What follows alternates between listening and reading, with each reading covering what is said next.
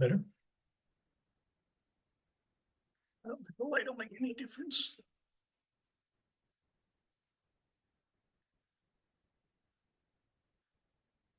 Hey, can you hear me?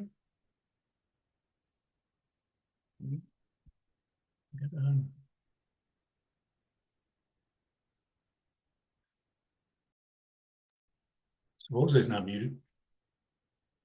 Maybe they don't have me set up yet.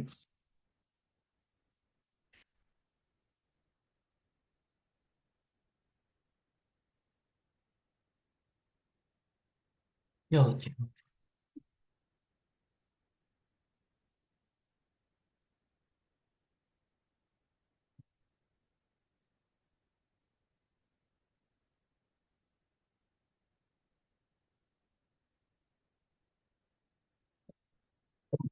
Do that.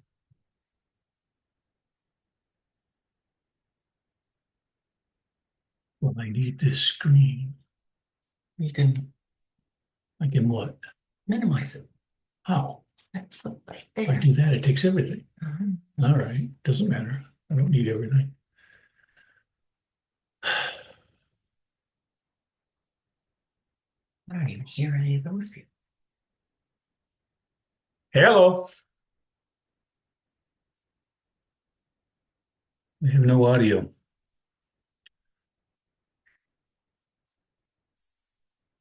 It's not our fault, I'm pretty sure. But I don't know for sure, but I'm guessing so.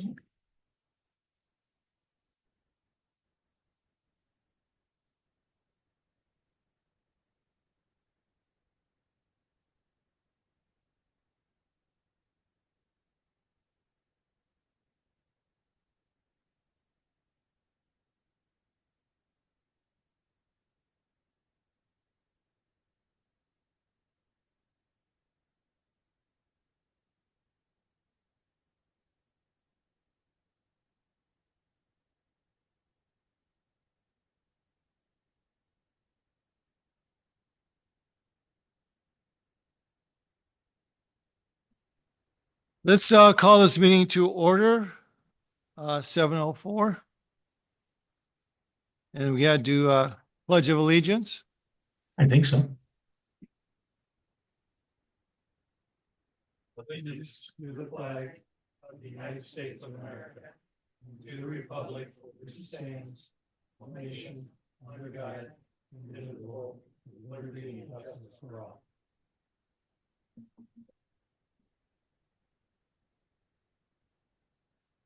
I know we do have one agenda change. We're going to add Jim Osling onto current and ongoing business.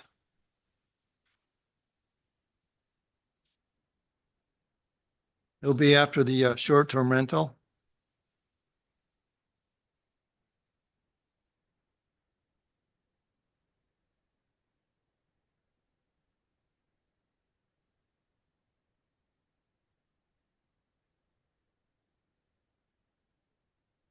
Is there any public comment at this time? No public comment? Okay, we have to go to election of officers. The Planning Commission. Is Tom Barber's up on the screen? Hi, can you hear me? Yes. Okay. We do need to elect a chair. Do we have any nominations for the chair position? Who's the current chair? Tom Barber. I nominate Tom since he can't vote. Do we have any other? I'll second. Okay. Do we have any other nominations for chair? So, Tom, you accept the chair position? I do. Okay. Any discussions on it? No discussions? I'll move that we close the nominations for chair and let Tom Barber as Perfect. Thank you. second. I'll second that. You don't have.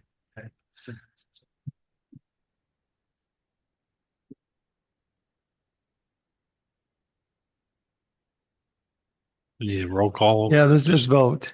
Yeah, Jim Anderson, Yes. Mike Briggs. Yes. Mike Perky, yes. 4 yeses. No no's, the motion is carried. Vice Chair, Nominate the current chair, vice chair.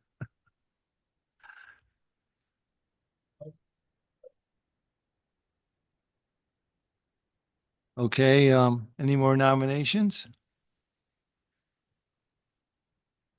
Nominations are closed.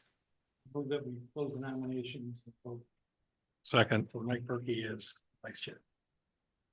Seconded by Jim Anderson. You're good. Okay, we need a nomination for secretary. Yeah, we got to vote. Oh, that's right. Sorry about that. Sorry. Jim Anderson, Yes. Mike Briggs, yes. Mike Perky, yes. 4 yeses, 0 no's. Motion carried. Congratulations, Mike Berkey. You're looking for another nomination. I make Secretary. Secretary Mike Briggs. Okay. Any other nominations? That being said, I move that we close the nominations for Mike Briggs and vote for Mike Briggs. Jim Second. Anderson, Yes. Mike Briggs, yes. Mike Perky's, yes. Brad Gibson. 4 yeses, no, motion carried. Just for the record, I did talk to Val today. He's in Seattle till April, so he is excused. He actually told me, Did he? Okay. yeah, good. too, so. Okay, that's it for the chairs. Yep. We need to approve the minutes of November 14th of 2024.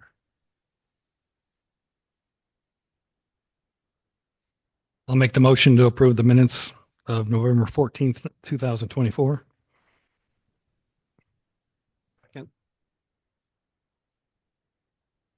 Any discussions? Okay, minutes approved. All in favor? Aye. Aye. All opposed? Ayes have it, motion carried.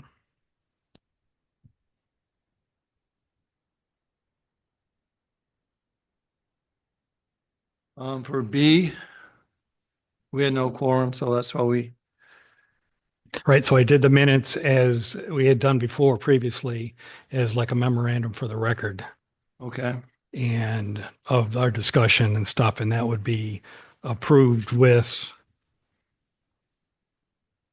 we just acknowledge those and those would be a part of the minutes of 2000, of the November 14th. okay, thank you for that, Mike. Let's move on to current and ongoing business, which would be A for short-term rental property ordinance, the STR. We have had many discussions on that already. And we do need to get a motion to pass this, but before we do that, you guys want to review anything more about it? You have any other discussions on it?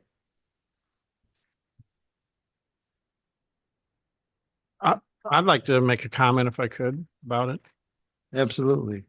So I came in into this position after you guys had been well along in the process. So the one thing I did bring up a couple of meetings ago was the concept of having and then have the units inspected before they were approved to meet the criteria that were established.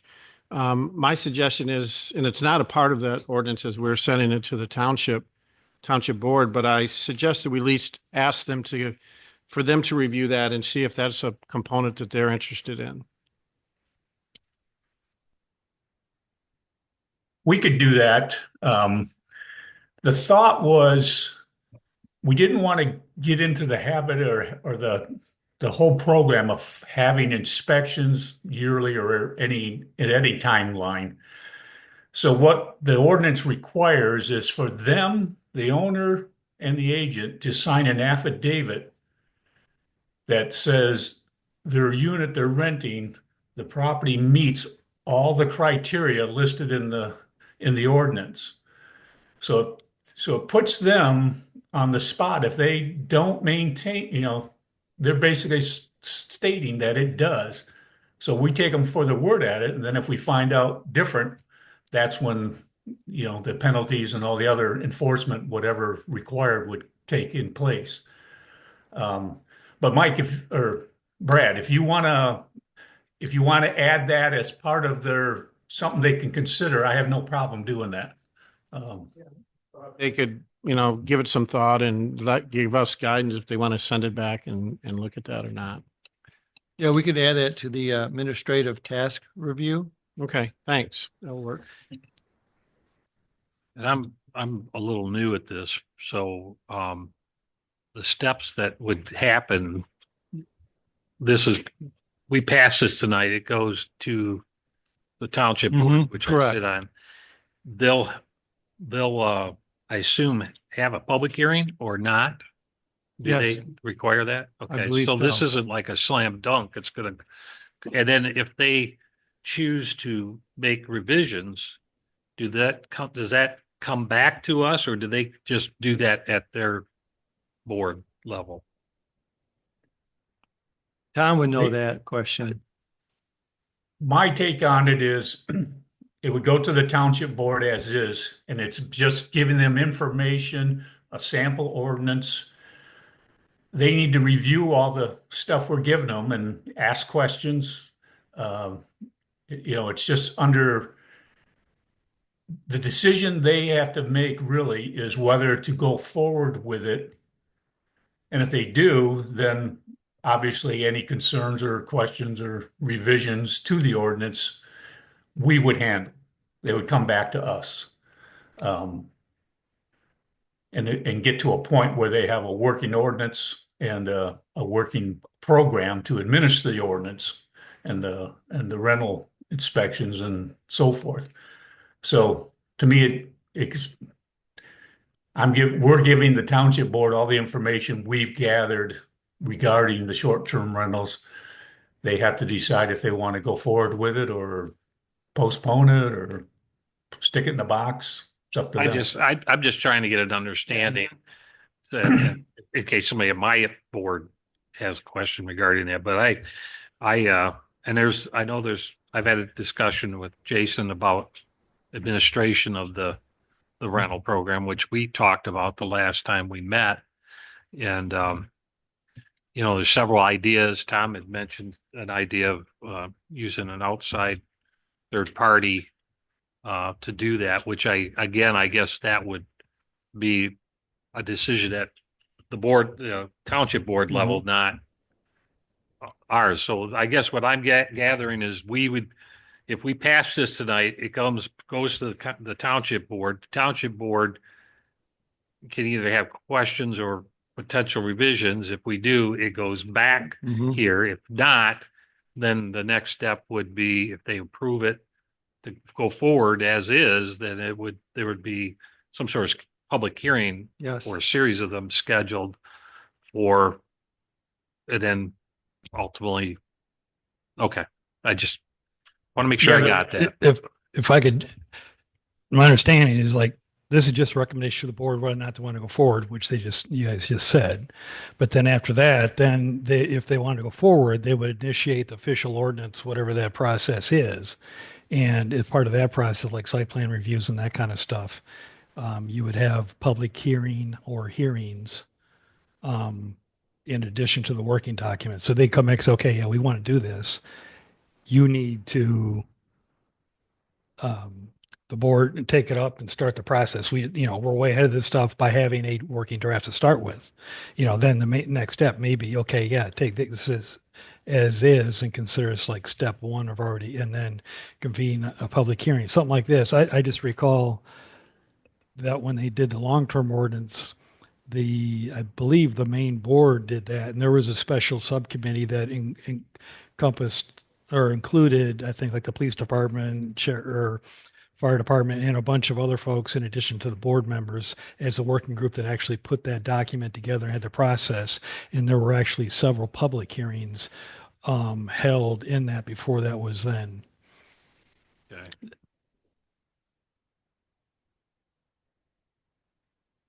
Okay, well, I attended some board meetings, I remember, just as not as a planning commission before I got on. And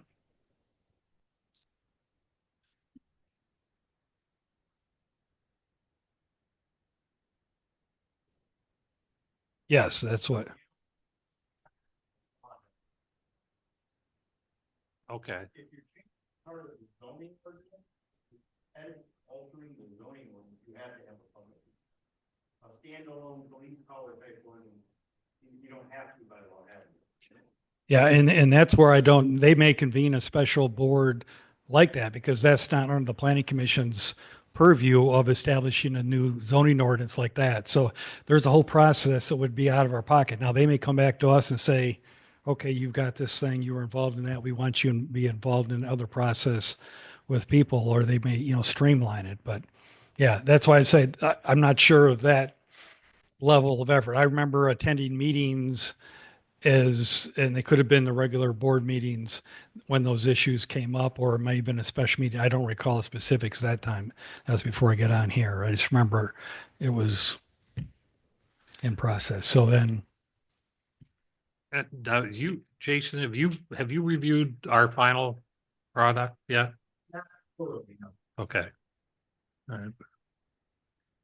Well, I looked through it. It looks like all the changes that we discussed were Mhm. made, and I'm comfortable putting it to my board if you guys are, but I definitely would like Jason's input on the. Well, this is just, we sent a draft.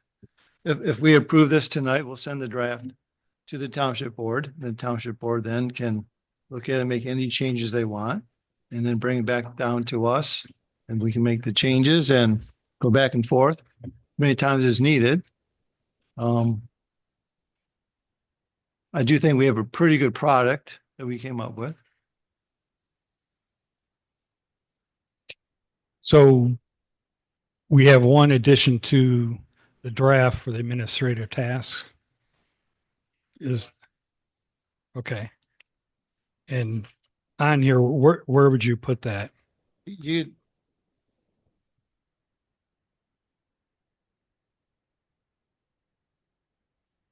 well, it says ordinance and inspections under that probably. Yeah, I'm just asking for them to consider that. Right. Yeah, I don't know if you need to change anything. I Right. Well, what I'm leading into is that we would have a motion that would accept these documents as is. Mhm. That's part one. And then part two, that they be forwarded to the township board for further consideration. Mhm.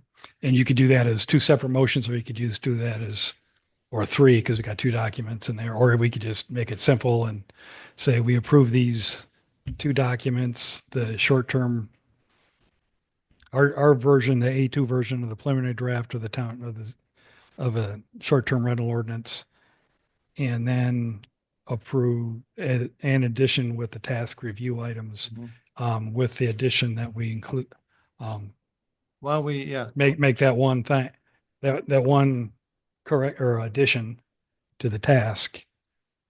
And that'd be it. So the motion would be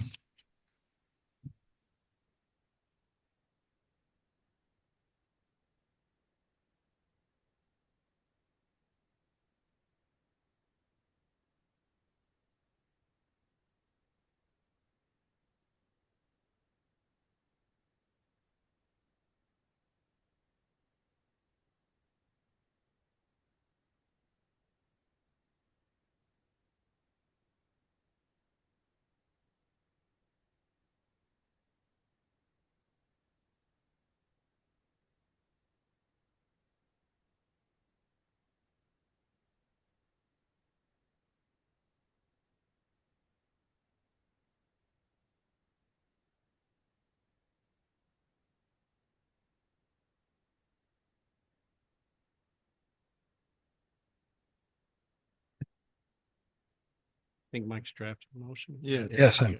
He's easy as. Yeah. I'm watching him put that chicken scratch down.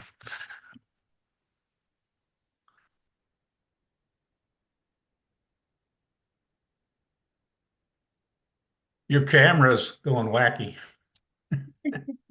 Probably our bald heads. A little to the right.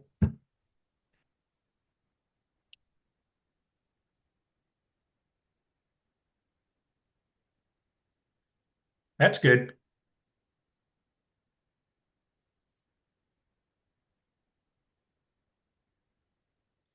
I'll take and add Brad's inspection probably on the administration staff review under records, forms, and systems. It kind of talks about that stuff. So as something that you might want to consider. Yeah, that's what I was trying to write there. Thanks. Tom, do you want to have two motions or just the one? I think you can just make it all one. It's just um, everything's got to go together. They're not. They're meant to be read in conjunction with the ordinance.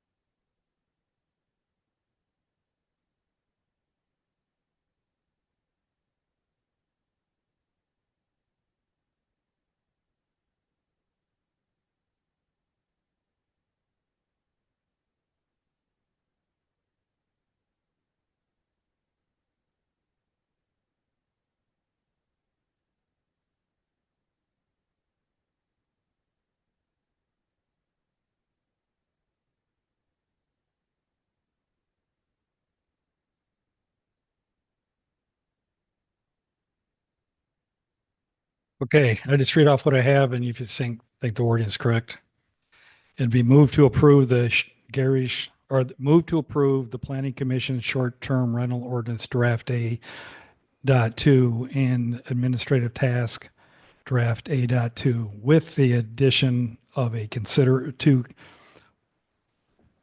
with Consideration of addition. I was putting with the adding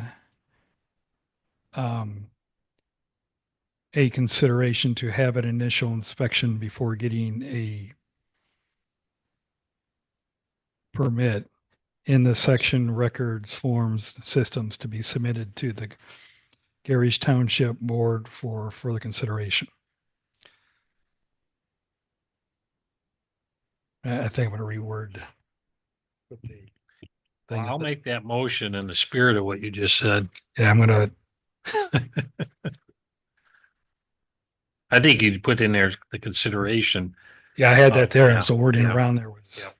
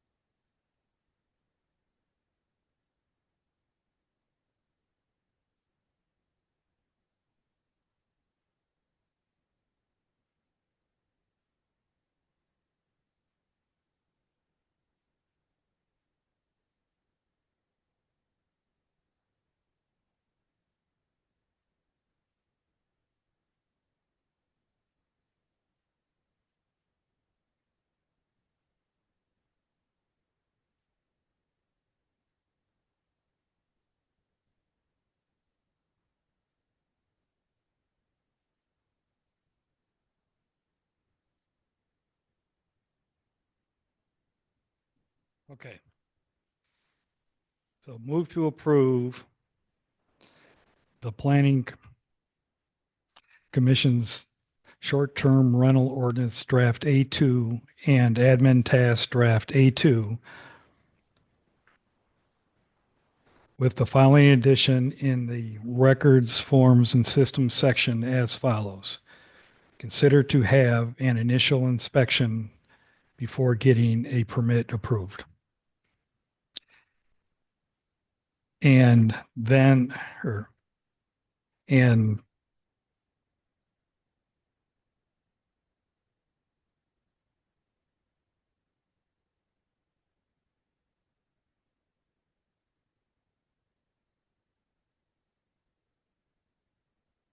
okay, I'll start again. Move to approve the Planning Commission short-term rental ordinance draft A.2 and the administrative task draft A.2 with the following addition in the records, forms, and systems section as follows. Consider to have an initial inspection before getting a permit approved, and these documents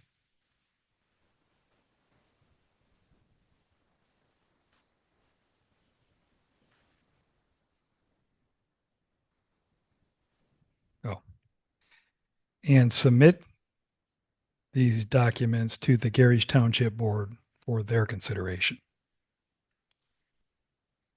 So one more time, I'll read it again because it's there. So move to approve the Planning Commission short-term rental ordinance draft A.2 and administrative task draft A.2 with the following addition in the records, forms, systems section as follows. Consider to have an initial inspection before getting a permit approved and submit these documents to the Gerrish Township Board for their consideration. Good enough. Okay, I'll make that motion. I'll second.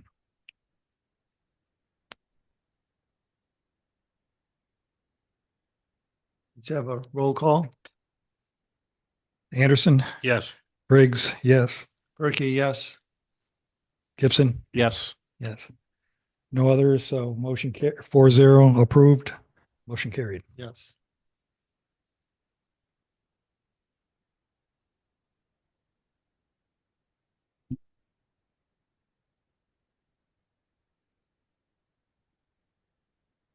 And then with that, we need to put that statement in here.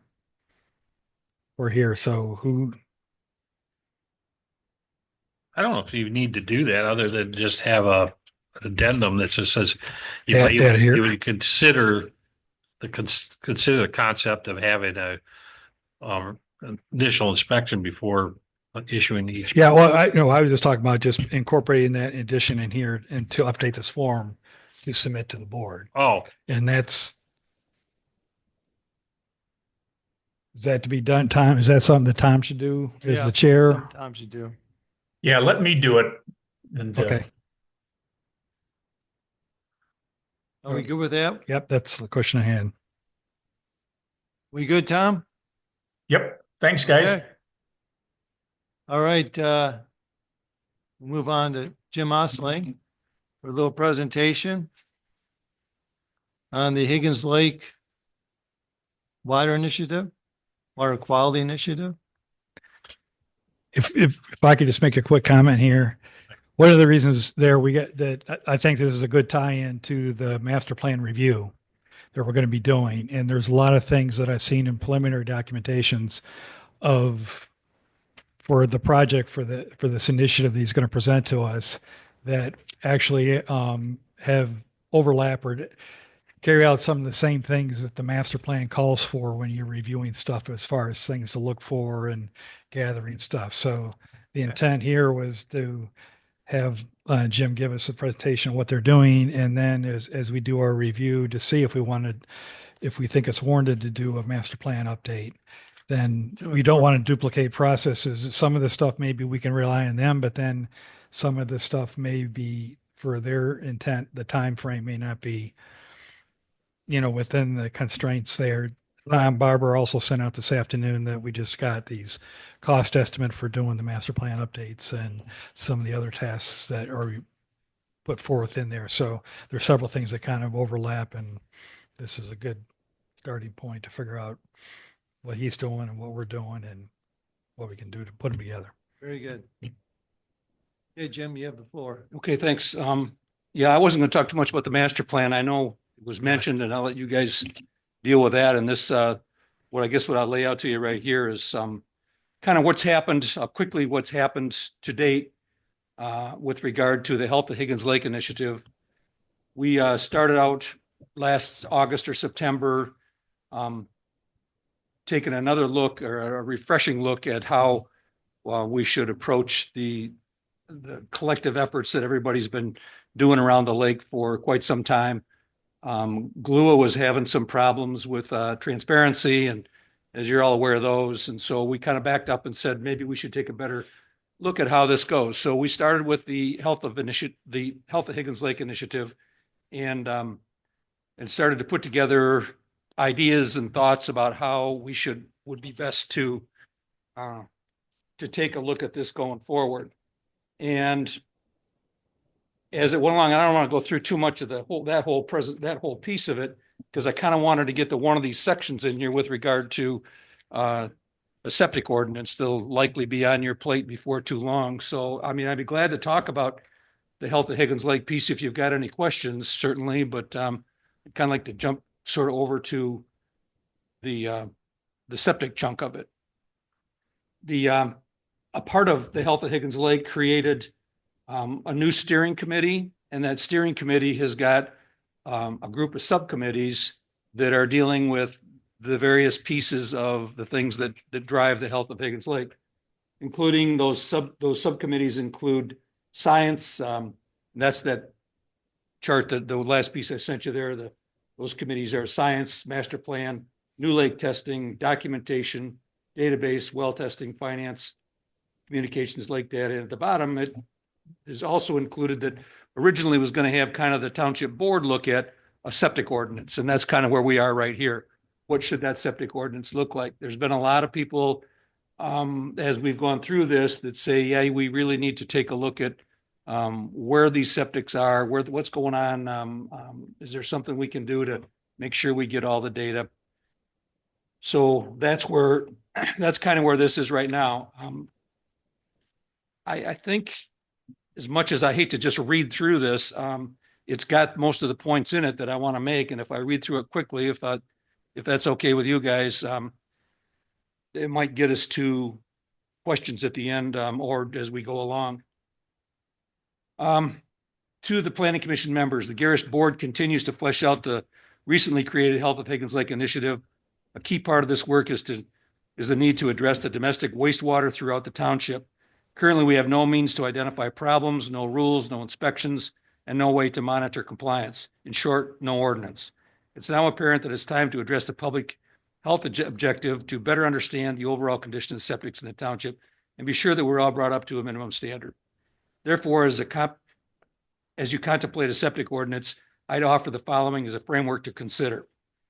Once again, the ordinance that we do is back here with you guys, but this is intended to be some of the things we've been talking about and the way we like to see it kind of come together as a guideline too, and to work with you on it.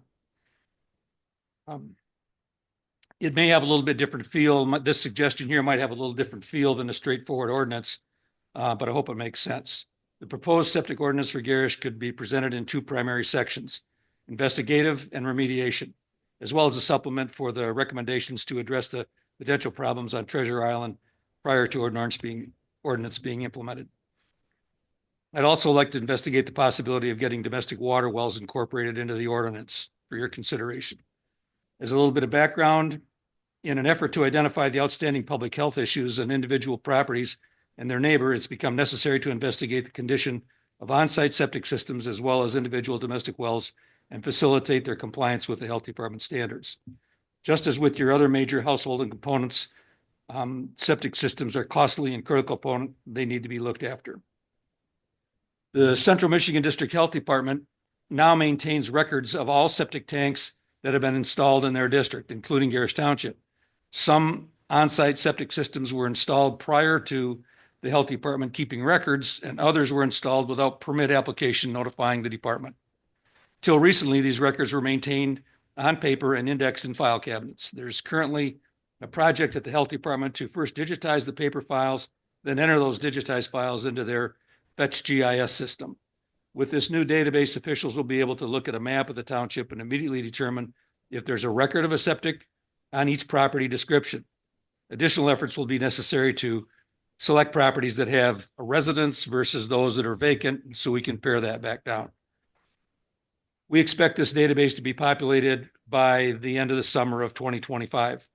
I've also created a simple database that can be sorted for improved residential properties, assisting in the effort to determine where inspections are needed.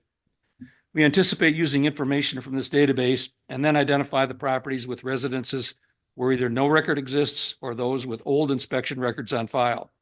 We will notify the owner of record of the missing information and ask that the health department records be brought up to date. If information regarding your septic is non-existent or dated prior to 2005, as an example, new inspection will be required. The date and time frame is open for discussion, certainly. Notifications will be sent in 3 groups. First of all, we'd start at the north end of the township, sections 1 through 12, and do those first. Then we'd move down another 2 miles and do the next section, and then down to the bottom part of the section and sections 25 through 36. As the remaining data is made available and resources permit, additional notifications will be sent out. Let me just stop there for a second. Now let me just continue. If an inspection is necessary, there will be a list of certified septic inspectors for residents to choose from. A preliminary list is included in the appendix of this interim ordinance. Residents are welcome to contract with the inspector of their choice, but the report must be accepted by the health department to update their files. The status of a missing report will be reviewed each quarter, and the second notice will be sent if necessary. Persistent noncompliance with the ordinance will result in further action, including fines and/or court action, as described in the ordinance, like any other police powers ordinance. The status of the missing report will be reviewed each quarter, and the second notice will be sent if necessary. Just talked about that. Domestic water well status determination. Just as with the septics, domestic water wells can be an area of concern for public health. The health department is also gathering information on the existence of well logs for each property and entering it into the Fetch GIS system. As we preparing to notify residents of the delinquent septic inspections, we would also identify the sites with no well information. This well information would include the depth of the well, depth of water, size, type, age of the well. The inspection would also include a determination as to whether or not the well has been sealed properly so that the surface water or groundwater cannot travel along the well casing and contaminate the domestic water aquifer. In addition to the sites with delinquent well logs, we would be asking for each resident to participate in a program to test each well in the township. These tests can be conducted by a certified technician or under specific conditions acceptable to the health department to be added to the database. There will be a minimum criteria for this testing, including to be determined nitrates, nitrites, phosphorus, bacteria, chloroform, etc. We will also select random locations throughout the township and test for PFAS. The cost of these tests will be covered by grants or other public funds. The presence of pharmaceuticals in our domestic water is also of a concern, and we will be rolling out a testing program to identify the extent, if any, there are unwanted chemicals in our water supply and or the lake itself. That's the initial piece. That's the find out what's wrong, find out where the stuff is piece. That's the identification chunk of it. And if we find out that there's problems, then we'd move to remediation. If a septic system is inspected and does not comply with the current health department specs and Gerrish requirements, remediation will be required by the homeowner. This will include minor modifications minor modifications such as update of a cover, for instance, or significant upgrades, which could include replacement of a system. The health department will determine the extent of the modifications and upgrades necessary. Gerrish Township will make available additional upgrade options for the owner's consideration. For example, high performance solution in areas that may have a very negative impact on the lake could be presented to the homeowner to see if they had an interest in pursuing that. If remediation is found to be necessary, any new ordinance would need to spell out the timing, extent, reporting of completion, as well as other pertinent information. And then on Treasure Island, that's weight on Treasure Island, but that is the gist of what I'd like to have you guys consider in this new ordinance. These are things, especially to try to get the identification, this piece where we're going to go to the health department and work with them to update their data, and then take that data and come back. And when there's information missing, we would then send out a mailer to these pieces that don't have their septics up to date and try to get that information ourselves. Get them on notice that they need to go to the health department and get their septics updated. That'd be the first step. Get all the dots on the map all filled in so we know that we know the condition of all the septics in the township. And then from there, we're going to find septics that aren't up to spec. There's going to be problems. So that's where the remediation piece comes in, and working with the health department to get them to say, yep, this is what you need to do to bring your septic up to the minimum specifications, and then work those on a one-by-one basis until to comply with the ordinance. The water well piece of it is a little bit separate, but it's kind of the same thing. While we're going through and collecting this data, we can find out where the water wells, what has well logs and what doesn't. We're going to find some areas that have old 2-inch wells that are only 40 feet deep or 20 feet deep. And we'd like to identify those, maybe for additional testing, or find out how big that problem is. Maybe there's not as many as somebody might think, or maybe there's way more than we think. And it becomes, how big of a health issue is it that we need to do something about? But while we're doing this ordinance, it seems to me like we ought to have it as a part of the ordinance, even though it's not a septic. It'd be a septic ordinance, but it's got the well testing integrated into it as well. Let's jump up to Treasure Island. The island has been certainly a topic of concern. Some people say that the island has got to be the biggest problem in the lake that's causing all the problems out there. And it might. It sure seems like it would be, but I haven't seen the actual data that says that, yeah, all the way around the island is contaminated way worse than on the shorelines or on the mainland any place. So part of that's going to have to be some more additional testing to identify just what that problem is out there. I threw out, let's see, there's about 30 on-site septic systems on Treasure Island. These septic systems all operate on a limited parcel of land. They're about 20,000 square feet, which is a pretty good sized lot compared to some of the other subdivisions around the big subdivisions that have got a lot of density are much smaller lots than that. So they do have some space around them. Plus they have a pretty good sized, 5 acres or something in the middle. That's a park area that's also taking up, that's helping to the density. While that may seem like a reasonable amount to some, these are all surrounded by the lake and contribute to its potential contamination. It should be noted there's little empirical data definitely declaring that the septic systems on the island have a negative impact on the lake. We'll be addressing this as time goes on with additional testing. It's my understanding that an ordinance adopted by any municipality must apply to all of the municipality. It can't be singled out to any individual group. Should the testing confirm that the island has a unique set of circumstances and needs special treatment, the planning commission will need to sort out how that can be accomplished without running afoul of the rules.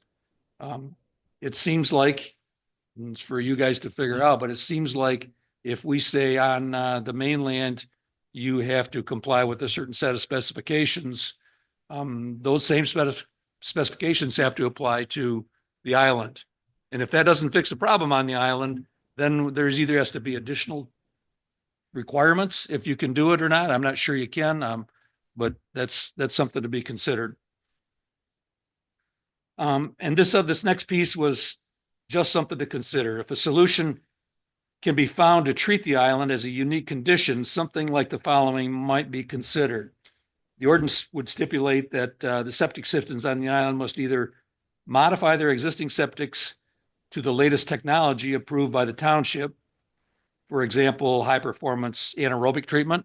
Once again, if we found that there really was a need for this, or prepare a collective solution that adequately addresses the on-site septic to equal the performance of the latest technology. Maybe it's a central system, a central drain field that accepts the effluent from high performance systems. Maybe that's a solution.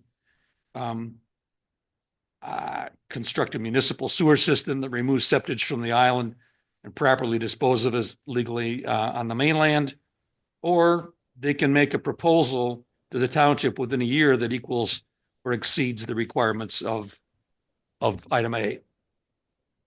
Once again, all those ideas, that whole A, B, C, and D could be just, noise. It may not make any sense, but at least it was something to think about. It's understood that the residents of the island recognize the potential for a negative impact by their septics and are willing to help to identify a solution. The ordinance is intended to facilitate the speedy conclusion. So obviously there are we are in the very early stages of the Health at Higgins Lake initiative, and addressing on-site septics are a key component.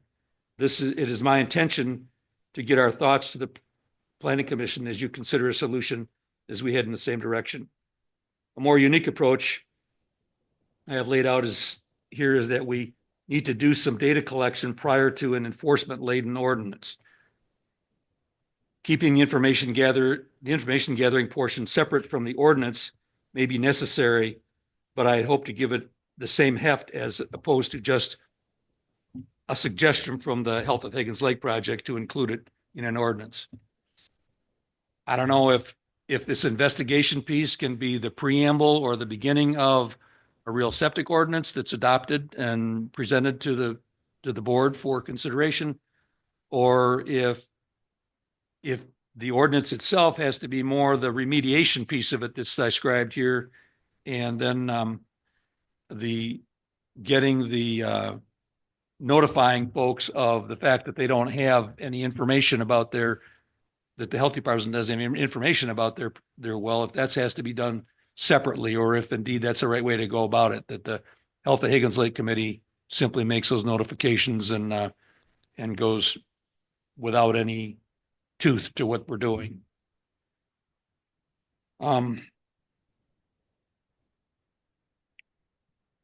Additionally, an ordinance will certainly will take some time to do. There's a lot of work that goes into creating an ordinance. And we would like to start sooner rather than later notifying people if at all possible.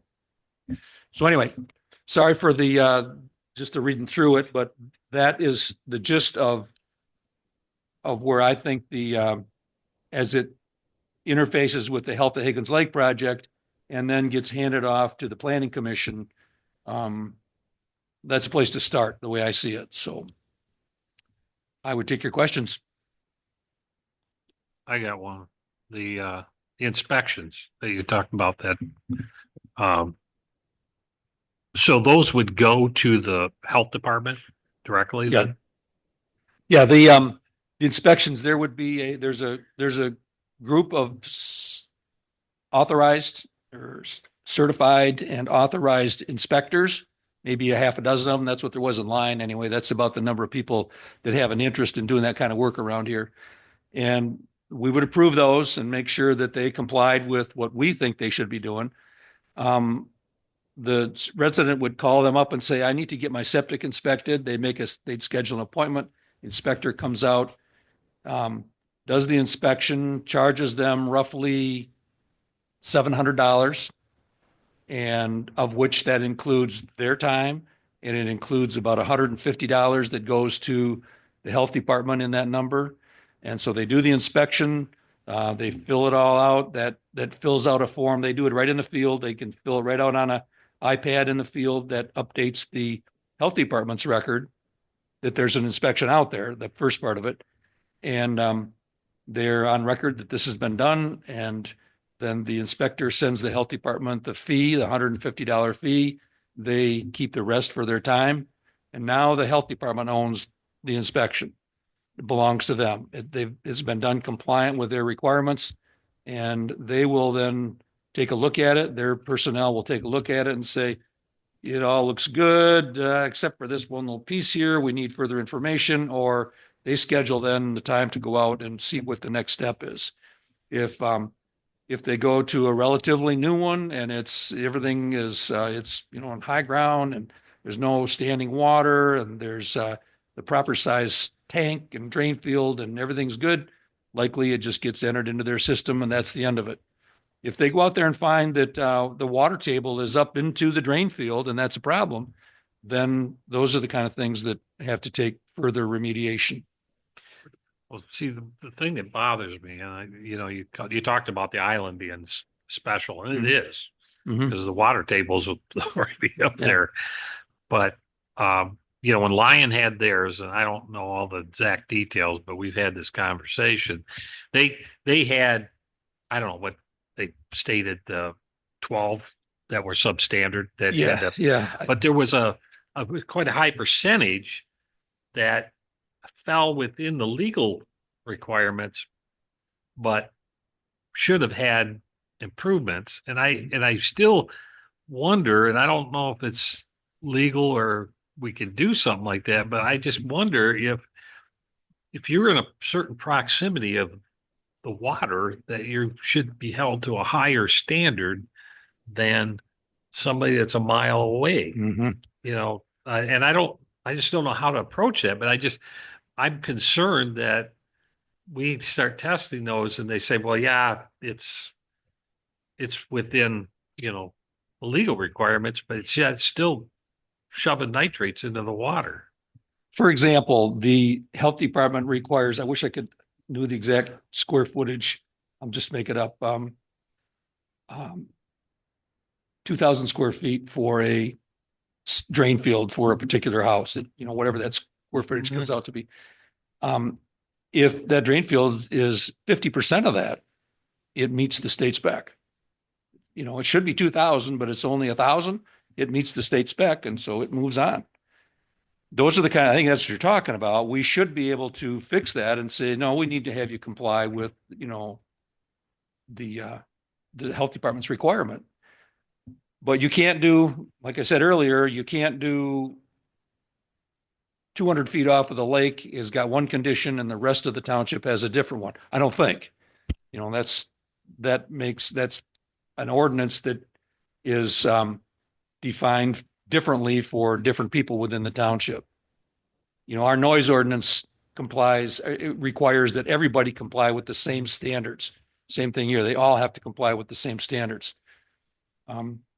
If you had, I don't know if there was such a thing, if there was, if you picked the zoning districts that are around the lake and said, for these zoning districts, we have these conditions apply. And for the remaining districts, a different set of conditions apply. I'm pretty sure you run up against some opposition to that, I think. But I think that's the one way you could do it legally and ethically is by the districts, because we do that you have different setbacks for the districts. You have different requirements for so the commercial district or R1 or R1A or R2. But we'd have to redefine the districts. No. Well, I'm saying you could, maybe you just take the districts as they are right now.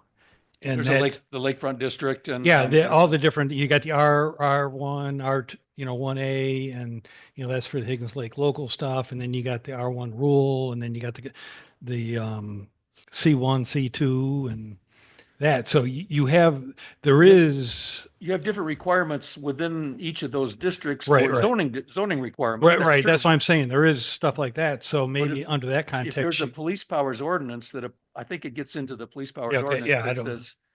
if you're gonna do it for what's good for the goose is good for the gander all over the township, it doesn't, you can't. But maybe you can. I mean, that's something Yeah. we'd have to look into. I mean, You have to ask the attorney.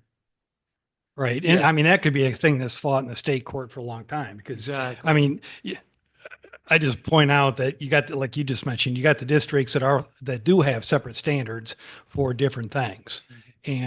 But if you're trying to do it, from a scientific standpoint, those districts that the way are set up, don't correlate it with the actual proximity to the lake and, Yeah.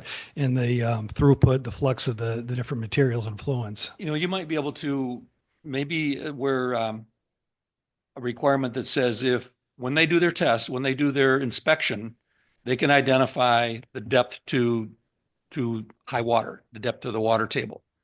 And they'll auger a hole down there and they'll inspect the sand up, and pretty soon they'll find that the water's down there 24 inches. That's not enough. It's got to be down to 42 inches. And so if they find that you don't have enough cover over the water table, then you're in non-compliant, and maybe you can do something about that. When there's a specific condition that they don't meet, the ordinance can address that maybe, but not just because if they find that out at my house, I got to play by the same rules as if they found it at your house. Right. And to do that, you could, who's to say that you could maybe come up with a whole nother set of another district overlay, like the R1 or that stuff for the resident type, but you do it based on environmental conditions and stuff of the ground water environment. So maybe, with the GIS stuff and all that, that's something that doesn't exist right now, but that's something I think that could be an equitable type of Maybe things if they did a whole, like surveyed the whole lake and said, okay, you're talking about a pretty extensive project to get samples, within a certain thing that basically comes up with a whole nother map for the GIS system. Yeah. That's here's the water flow, here's the ground soil level content. And I know that the USGS stuff has that, all those kind of information stuff already. Now you'd have to update some of that stuff for here, but I know the military and previous experience with that stuff years ago. My 2 cents, and my first thought on that is you opened up a can of worms. You can never Right. get the lid shut on again. You'll have different conditions where all of a sudden somebody back over here behind this swamp is way off the lake, 2 miles off the lake, has got a condition where he doesn't, he's got the same problems, but you never would have caught that in that GIS mapping that you did, that, he Right. needed to comply with it. But when they went out to do an inspection and they augered down and they found out that, well, it's only 18 inches to water, then you got to do something different, so it might, yeah. If they say they're mad, they're mad. Yeah. And maybe that's, and this is a bigger issue, but maybe Right. that's part of the problem. Maybe Well, it is. maybe their requirements needs to be. Well, it's not necessarily technology based with the current stuff we have and capabilities, from all the mapping of, ground stuff like for the, oils and minerals and materials and earth elements coming out of there. And it's something that capability did exist to analyze it like it does now, with the GIS stuff, and you can put it all in there, and it doesn't, so some of that stuff you didn't have the fidelity of those measurements or stuff. Now we've got new things. So it's an example of something doesn't exist, and that's why the health department doesn't have some of that stuff. But as it goes, that's something that you may see, in the future, that you do things in a whole bunch of different layers. You look at it from this perspective, from a physical environment of the actual ground materials and flows and. So the well testing would be separate ordinance, or is that? Well, you're throwing I out. don't know. That's a question Yeah. I had. Okay, If it's the next section in this ordinance, or if it's a different ordinance. Yeah, but the thing about the well, I think that there's a difference between the well stuff because that just really affects the people, that's taking water from that well. So that's an Not individual thing. necessarily. I mean, it could be, you could have a well in one of these subdivisions that was not properly sealed. And all of a sudden, the surface water's running down the side of that and contaminating everybody in this area. So it could. So you wouldn't know that as a person drinking the water because it's okay. It's just that your well is seeping out. Yeah, Well, your well is, your not well affecting is, what, If you're, no, if your well is being contaminated, you're going to contaminate it's in your well, drinking. I was just water, too. wondering, Yeah. is that something like if I don't know what my well is, but let's say it's 50 foot down. And, is, is there a quick litmus test where you basically use the same kit that they use for like when you're getting a certificate of occupancy at your There's- house? I used to work for the city Yeah, I of remember, Rochester yeah. Water Department. So you have to, depends on what kind of testing you want to do. If you want to do a coliform test, then you have to actually send it into the lab and it takes like 3 days or 4 days to get your results back. Yeah. Or you can do a chemical test and test for all the different chemicals. I did that. In fact, the state of Michigan recently offered free testing to homeowners in this area. Mhm. And I did get a test kit and I did send mine in. I did the water testing myself and then Yeah. turned all the water samples in as you're supposed to.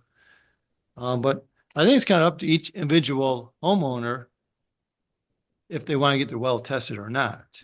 You can make that part of an ordinance that when you sell your house, you have to get a well test done before you sell your house to make sure that it's, everything's okay. I mean, you could put an ordinance, something like that.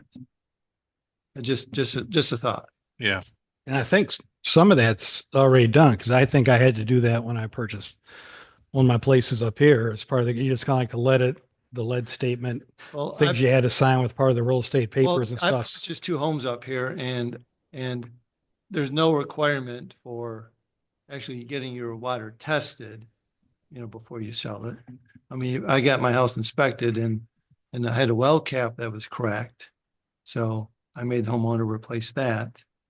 Then, of course, I did do a chloroform test to make sure that there was no bacteria in my water. you did that on your own. I did. That was not a requirement of anybody. Correct. As I was kind of thinking through this, it's as a public health issue, I'm just wondering if the thing to do isn't to make sure, do our best to get all wells. Maybe it's an inspection. The guy that did let me back up to the guy that does the septic inspection. While he's there doing the septic inspection, he can do a cursory look, tie in the location of the well to make sure it complies with, that's part of what he has to do anyway. He has to be 75 feet from the drain field and the neighbor's drain field. And so you go through that test. And while he's doing it, he can take a look at it and take a first physical check to see if this casing is still rattling around in there and allowing, it's not had any bentonite in it to seal that off and it's still rattling around. And that's a problem. That should be fixed because that runs a risk of not only his, but the neighbors in there letting whatever runs off, the skunk lays next to it and dies. And all of a sudden you got a rat down in the hole that contaminates the water. I think, to me, that's something that should be fixed, depending on the cost versus benefit chunk of it that we probably have to take a little more look at. But that's something that the inspector could do while he's there. Just that. Now, you don't want the inspector that did the septic work to be doing your water well testing. It's not a sanitary situation. And, so that's got to be done different. And You I gotta think be those- licensed. Check the gotta well be first. licensed, Yeah. Do water testing. licensed technicians that come in and do it because that test needs to be then, I'll say the chain of title has to be consistent. Yes. So it gets back to the health department and they will accept it as, now I know what that well is in that location. Yeah, I was licensed by the state and I did Yeah. the testing. Water for the well city's testing. So water department. You know the drill. It's not just a matter of, okay, turning it on and taking a mason jar full of water and, Correct. waiting a week and turning it in to see what it looks You have like. to follow these, yes. That's why we should control it, I think. I'm just curious from a technical standpoint, when they do, if they're going to do the well or the septic test for the sealing, that kind of stuff, is that something they have to dig out the whole thing all around it or? No, The well? No, I'm The the septic. septic, because you mentioned, Yeah, it gets you mentioned some more sealing involved than I stuff. thought. I just wondered, do they have to dig out the whole, No. so basically making a foot Do or they- two? No, no, no. Do they pump the septic tank out first? Or that's part of the cost, getting Yep. pumped? Yep. I, I, I think so. Yeah, I anytime think they it's look at the supposed to stuff they had to, which be- is That's like, the only way they can see if that tank, they can Right. confirm if that tank's cracked in the bottom is to, Mhm. they go through and do all the stuff they do. First they come in and look and what's the scum on the top, how thick that is. It's got to comply with, 4 inches. And how deep is the sludge in the bottom? It's got to be less than 12 inches. And they do that work and then they pump it all out, clean the tank all out, eyeball the tank to be sure that it's doesn't have groundwater running in the cracks either in the middle of the tank Doesn't or it, yeah, it coming doesn't up have from the roots, bottom. coming in it probably and stuff. Roots that are, that's the tank itself. And has it got the right seal on it on the top? Has it got a riser? Has it got fall protection? It's got all kinds of things that they need to check out. And then they move to the drain field. And the drain field's got a bunch of tests too. They auger holes down through the drain field to make sure that there's not standing water in there.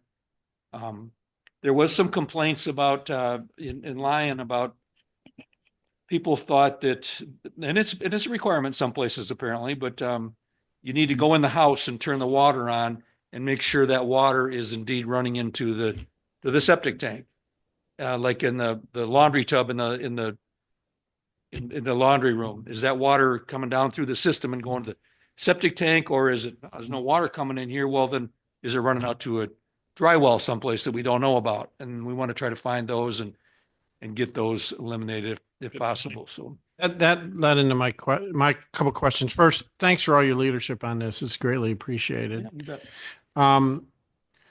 I've talked to a lot of people who've had their inspections done in Lyon, and it sounds like the standards vary quite a bit. So, I mean, do you envision this ordinance as that we're having some pretty strict items that have to be tested or not? Because one of the examples I've heard is very few have done what you just said, is checking to see if there's dry well somewhere, make sure all from every faucet in the house is actually going into the system.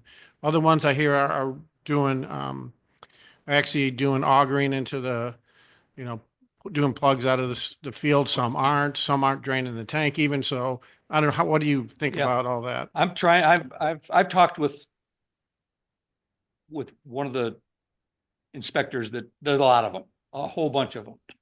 And he recognizes that as well, that there are, there's some inconsistencies with what he does versus what other people do. And where exactly the line is drawn, I'm not sure, but they got to comply. All they needed to do in Lyon was certainly comply with what the health department wanted, nothing more. And the health department didn't ask that you turn the water on and let it run into the tank. That's a good idea. And it's something that we would probably want to put in ours so we can identify, like you say that. And I think we would have a list of those that are acceptable for Gerrish Township. And then we'd have to have some kind of a class and some destruction and make sure that they are doing the things we want done to include those things. So Yeah. That's a concern of mine. There was actually, when Lyon was looking at the ordinance, they had a inspector who came from Isabella County, and he did a presentation. He was pretty impressive. He talked about every step that he does in there, and that didn't actually happen. I know in a lot of cases in Lyon. So yeah, I've heard those same stories, and we got to fix that. We got to make sure everybody's consistent and doing the same thing. And very and good point. yeah, and the other, just one more question is, you'd mentioned the proximity issue, like checking to see how far the well is from yours and your neighbor's, field. What I've looked at that Lyon report is, it looked like to me over 25% of the inspections didn't comply with that distance ordinance. Yep. So you just can drive through different neighborhoods here in the township and tell that's so how do you have any thoughts on how that gets addressed? Well, through the inspection piece of it, we find a problem. And now all of a sudden, I don't know, we subdivision A, we go in there and all of a sudden a third of the wells are non-compliant with that separation.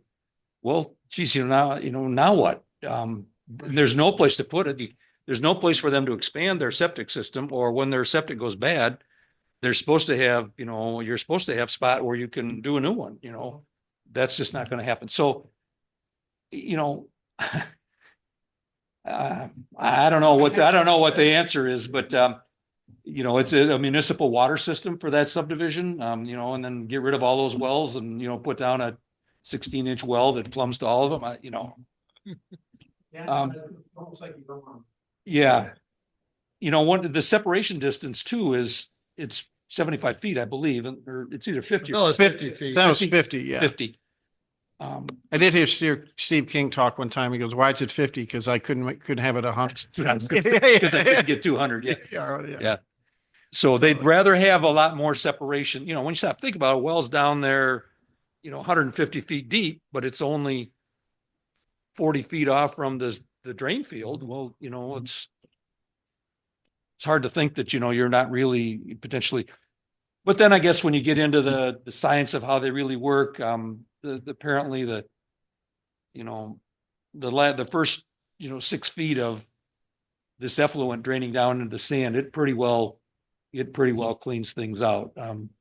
Unless you have totally different types of soils that just don't take away the phosphorus and the nitrates like they should. But once again, that's for the scientists to try to explain to you, not me. So. All right. No, on your map for that you gave with the org stuff, you had road ends, fertilizers, and septic kind of tied together. So is there kind of like a vision The that reason that's like that is because I was thinking that see, that's all runoff kind of stuff is the way I look at it's it. what? It's kind of grouped as a runoff. They're all things that run off. Well, or that's coincidental, I believe. What happened was we started with the steering committee and identified these subcommittees, and we've asked for applications for people to come in and, you know, get involved in these. So, and they're coming good. We've got maybe 20 or plus people that say, yeah, I'm interested in one of these committees. So that's really good. We're going to do that for about another month. And then we're going to, you know, finalize this. And when I first drew this up, I thought road ends, fertilizer, and septic would be something that wouldn't necessarily have a committee. That's something that the board would tackle on their own. That's the only reason that it's set up separate. But I think it's going to take, for example, I've got a guy that'll do the road ends piece of it, and he'll just run the whole thing, and that'll be it. We won't have to mess with it. Fertilizer, well, the septic ordinance, we're going to hand off to you guys, and then the fertilizer piece of it, I think is not an ordinance anyway. It's more of a public information campaign. Unless somebody come up with a way that we can really identify a good way to create a septic ordinance. I don't know. It's something that should be addressed, but I'm not too sure it's got all the priority right now that some of the other stuff has. Is there already some sort of a rule about? Yeah, you can't buy phosphorus fertilizer in most of Michigan, I believe now. I think though Michigan, it's Okay, against. so I thought there was some sort of Yeah. rule already part of it. You can't buy it around here, but I think you can buy it maybe downstate. You go to the farm store downstate because they need it, and you know they use it on their farm fields and bring it up here, and you know that's the part that, you know, the fertilizer police can go around and say, how come your yard's so green? And there's typically one reason, and it's because I'm putting, you know, phosphorus on it. But I don't know how we really enforce that. I guess we'll just get Jason to do it. He can. is the master plan box that you have here, is that the master plan for the Gerrish Township stuff, or is that a master plan for the Higgins Lake Health? That was for HOH. That's what that was here. Okay. Yeah, that was not. But and then that's a good point. I hadn't thought about it until you guys, somebody a couple days ago was talking about it. Yeah, you and I were talking about it a couple days ago, that this should have some sort of a link to how what we're doing here melds in with the master plan. Right. And that's why, you know, I was looking at the master and, you know, for review stuff, and on there, you know, it talks about the stuff you look at, and you're going to get these boards for this and these committees and steering stuff. And it seems like you've done a lot of the groundwork already to establish some of those things that could fit the bill for us, whether or not, you know, we use that, or it's your stuff or we do stuff and then feed it into you, or just do it all separately. And we don't know if we're going to do, you know, a full one yet, but Yeah. we may end up doing something, and it may not be this year, maybe because all these things going on, maybe we make the determination to, you know, push it off a year and, or so, and then where we can meld these things in. You know, if it's a year from 6 months from now, you know, maybe the Health of Higgins Lake has got a pretty good framework around it that you can, you know, you can reference that Health of Higgins Lake in Right. the master plan and You know, acknowledge it. I actually started reading that master plan because I don't know why, because I knew we were going to talk about it. And it really actually does address what they're doing. It's that's in there. It's already in there. Yeah, I I know. mean, So what you're doing is Complies, mentioned yeah. in there, taking care of the lake. Yeah. And the process that we're doing. I was reading them like, wow, that's Yeah. Health of Higgins Lake. And Yeah. it's already in that master plan. I'd like to say that that's all my doing because I was on. You were on the board involved back in it then. before. Yeah. Be lying to you, but. So that's kind of what I wanted to get in front of you guys with, and you know, it's pretty informational now. I know Tom sent me a boatload of information the other day that he's collected with regard to sewer ordinances around the state. So I know there's a lot of stuff out there to start working with, and what do I need to do? I guess if you guys, in your next subsequent meetings, if you find you need to have me doing something or the board, the township board doing something to make sure we're coming together in the same spot, then, you know, just let me know and I will certainly keep it in mind as I'm marching along here too. So, So I know last year we looked at some of this stuff, and just like we were doing with the short-term rental thing, at the same time, we actually were kind of starting with the septic ordinance stuff too that we talked about before. And I think it was just after you got off. So we had done some initial stuff and got some documentation of who did what and where. And then Yep. that kind of got pushed off. And then we're kind of focusing on the short-term stuff. Yep. So some of that stuff, we may still have some documentation from a year ago or whatever. I suppose part of my concern is I could be ready to send letters out to people in in 3-4 months about, you know, I'll know that their tanks aren't compliant, but if I don't have something to say, here's what you need to do, you know, because we haven't collectively got something, it's pretty hard to do, you know, it's hard to, Right. we don't want to get the cart in front of the horse. One thing, just as a suggestion, I don't know how to handle it, because I have several places. We got a family compound and they kind of alternate and we do them, empty them out every couple of years. And I know we just went through it this past fall and get them out or cleaned out. But if the thing I just want to avoid is some people potentially, maybe we give some kind of heads up or some kind of newsletter of a possibility of, you know, things coming down 3-4 months down the road. So if somebody's deciding to do something now, they spend $400 getting their system cleaned out. And then all of a sudden, you know, I just had to clean out and a month later, I got to clean it out again for another $400 fee and that stuff. And it's kind of like, you know, we started telling people when the sewer thing was looking around that if they did the SEP system and stuff, here's the standards or requirements for that drain field or for the septic tank itself. So if they put one in there, it would meet the requirements and they wouldn't have to pay another, you know, exorbitant cost for a new tank when they, you know, a year later or a couple of Yeah, years. the biggest thing I think is going to be very helpful for all of us is to know, and I've got the data started, the database started where I can identify where all the residential properties are, every property that has not vacant, but it has an improved residence on it. And I can run a mail merge. And that just has to get interfaced with what the health department's got. As soon as they get the first 12 sections done, I wanted to get that report from them and get a tick on the spreadsheet that shows that these people don't have a current inspection on their septic. So I wanted to get a letter off to those people. And maybe it can still do it without the presence of an ordinance too. It can be, here's what's coming down the road and you don't have, you know, so, and by that time we could have what the inspections look like and how to do it and how that comes about. Right. And then even, you know, in light of the, you know, septic tanks possibly have to be emptied out as an additional cost, so maybe they would delay it a bit. Just having some kind of letter, maybe the board sent out or as a heads up that, you know, you may have an inspection cost and that could be several $100s or some, I mean, there's some budget stuff. Some people can, it's not a problem. Other people, you know, but it's all of a sudden you get a bill in the mail. It's like, yeah, you got 2 months and you got another several $100 bill that's I'm gonna try incurred to- that you weren't planning on. We And want to try to avoid that for sure. But, and once Yeah. again, this is maybe late summer by the time I'd be ready to want to do any of that. So. No, didn't Lyon Township, they no longer have a septic ordinance, do they? Did they? That's right.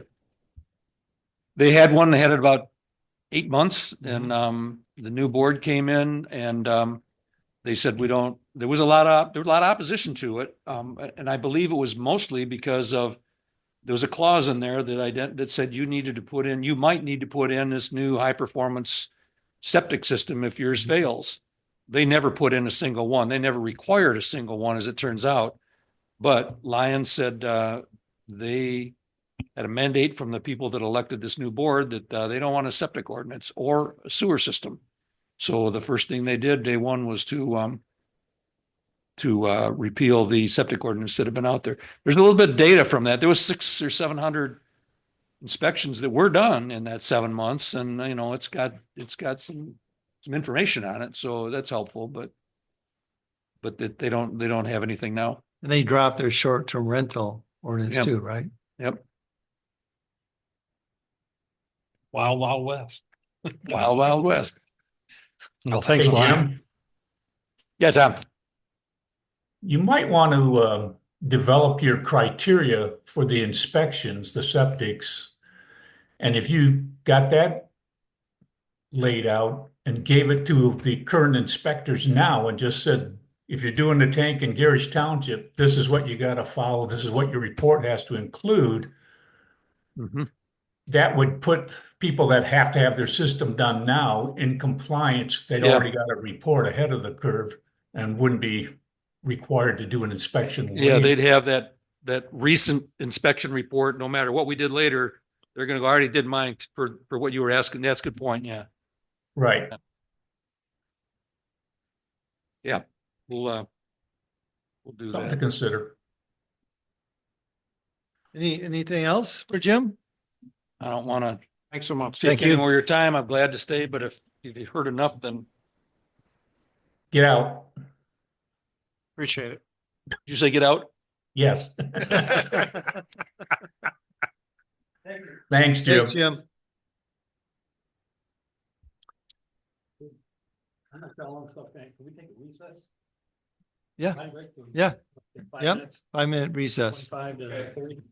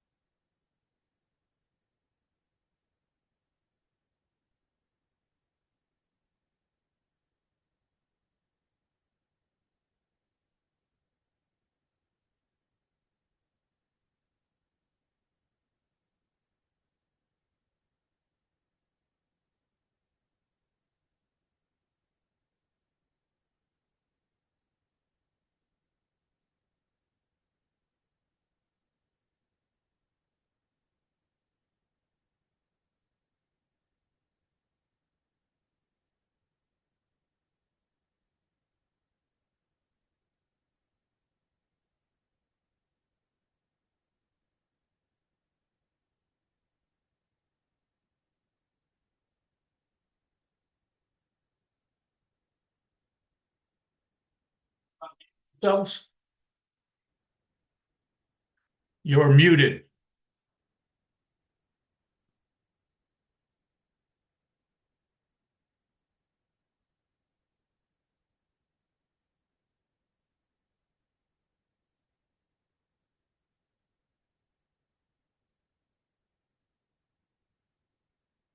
Can't hear you.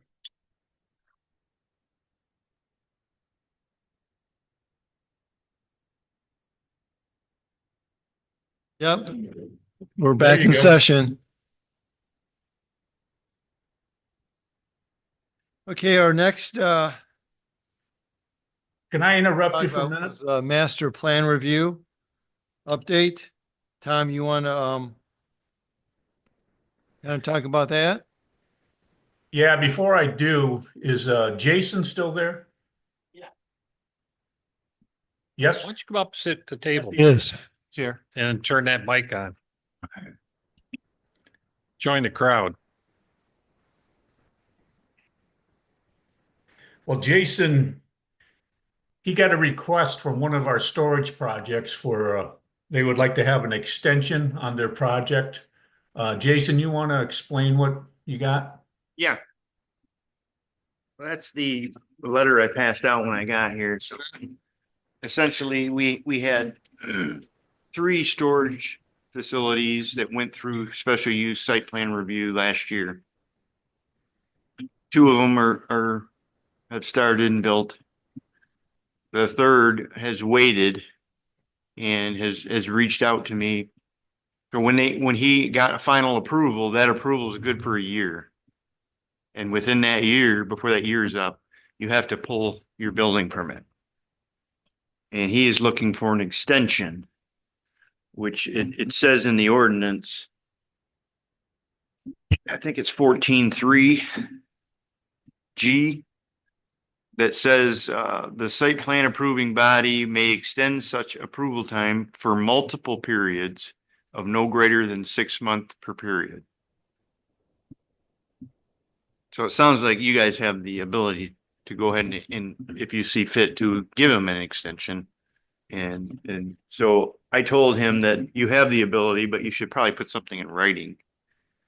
So that's what he sent me, basically stating he'd like to have a 6 month extension. Does anybody have any issues with giving him an extension? Well, I'm new, so I just want to ask.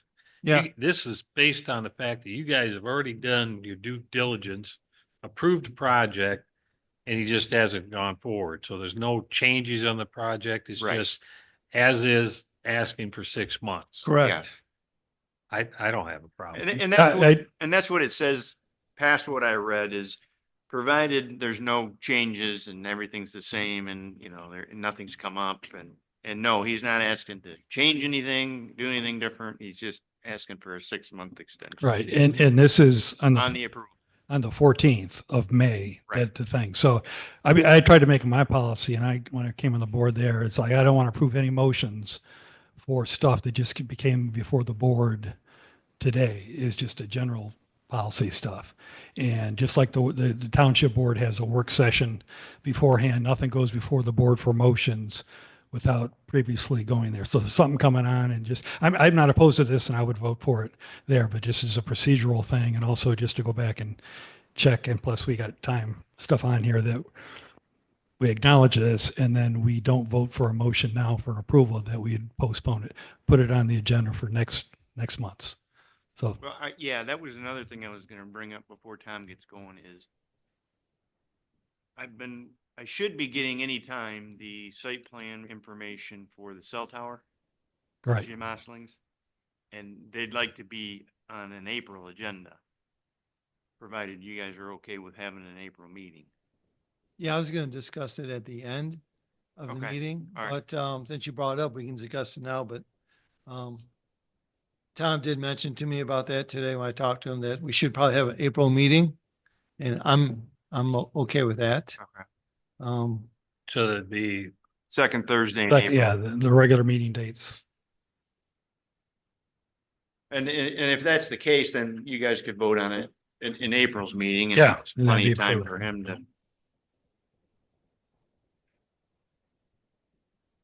You might want to reach out to them and just let them know that what we're doing. Yeah, as soon as I know we're gonna have a meeting, I'll tell them that they'll vote on it at the April meeting and give them the date and I'll let them know afterwards. That- And let that them would know be- that it's probably gonna be okay, but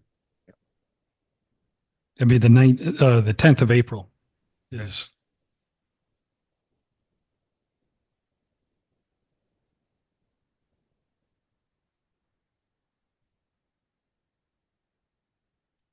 That's one of the issues of putting stuff off is we're down to a 4-person quorum and so if anybody gets sick and can't make a meeting, we're not going to be able to get much done.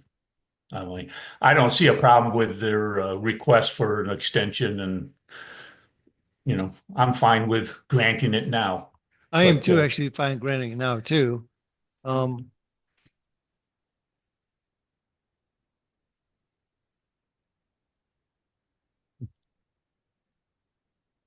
Well, I'll make the motion to, for, what's the name of their storage It facility? is, I can write it up. I'm not. Integrity Investment Holdings LLC. it's Higgins Lake Boat and RV Storage. Right. I'll Okay. write the verbiage for the. All right. Do you need a second or do we get one? We gotta Yeah, get a we gotta motion do the first. motion first and then we'll.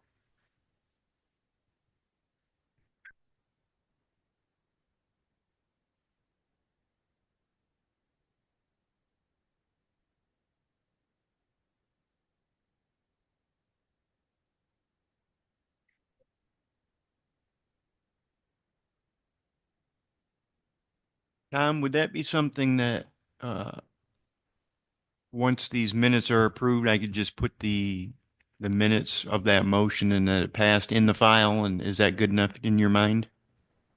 Or would there need to be an actual letter sent to them saying that it has been extended a year? Yeah, I would send them a letter Okay, so they have an official document. But okay, other than that, yeah, put it in the file and make a note that, for yourself that you remember. okay. It's 6 months, not a year, right? 6 months, right. Okay. Sorry. This is the one time I didn't bring. Mike, you could the just, previous put- years. I'm just going to put it down there. and then just put, the parcel number. Yeah, that- In on the that's- motion, then you're getting, that's, That's what I was looking for, and the name of the. if you just put Higgins Lake Storage and then Okay, put the they got- It's parcel in the number letter, on I it. think. Yep. The parcel numbers on there. Was Yeah, that's all you really need. was that when it was approved on the 14th of May? That's when the township board approved it. Or- yeah. Okay, that's the.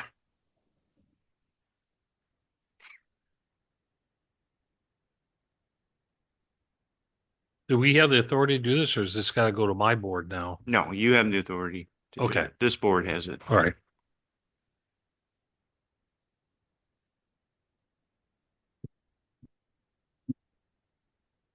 This is the Higgins Lake boat Boat and and RV. RV storage.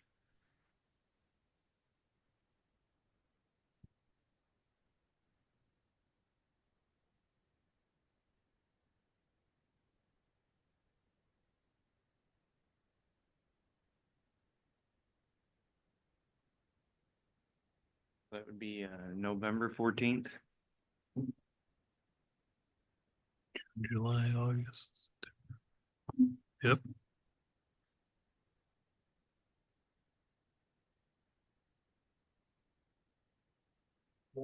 Start the project by then, right? They have to pull a permit. Pro permit by then, Yeah. okay. And then they have a certain amount of time to start it. They have to start within the year. Not necessarily. Got to pull the permit. So Yeah, they it's, just have to pull a permit and then a Right. permit, the permit's good for a year. See, so if it's November and they want to start in the spring, well, they can pull a permit. And then they'll start in the spring Yeah, perfect. Okay. or, who knows, maybe they're like, well, we need another extension. They might ask for another. extension. Okay, I don't know, but right. that would be their options. That's fine. Yeah. Yeah. Can they have as many extensions as they want, as long as we approve it? Well, that's what this says. it says in our ordinance, the site plan approving body, you guys, may extend such approval time for multiple periods Okay, of no greater than 6 months per period. okay. Well, So then you there can you give go. them multiple 6 month Right. extensions. Okay. Thanks for clearing that. Yep. Yeah.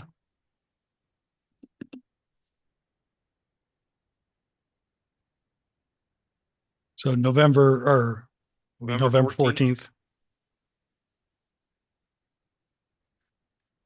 Okay, so it'd be move to approve the extension of the site plan for the Higgins Lake Boat and RV storage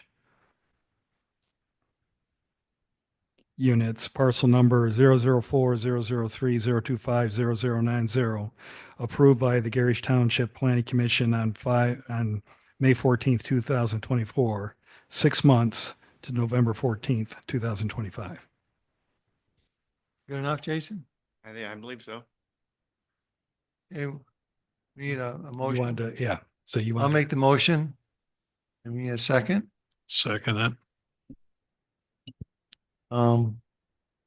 Let's have a vote. Brad? Mike Perky, yes. yes. Yes. Okay. Higgins Lake Storage and Boat and Storage got their 6 month extension approved. Boom. Done.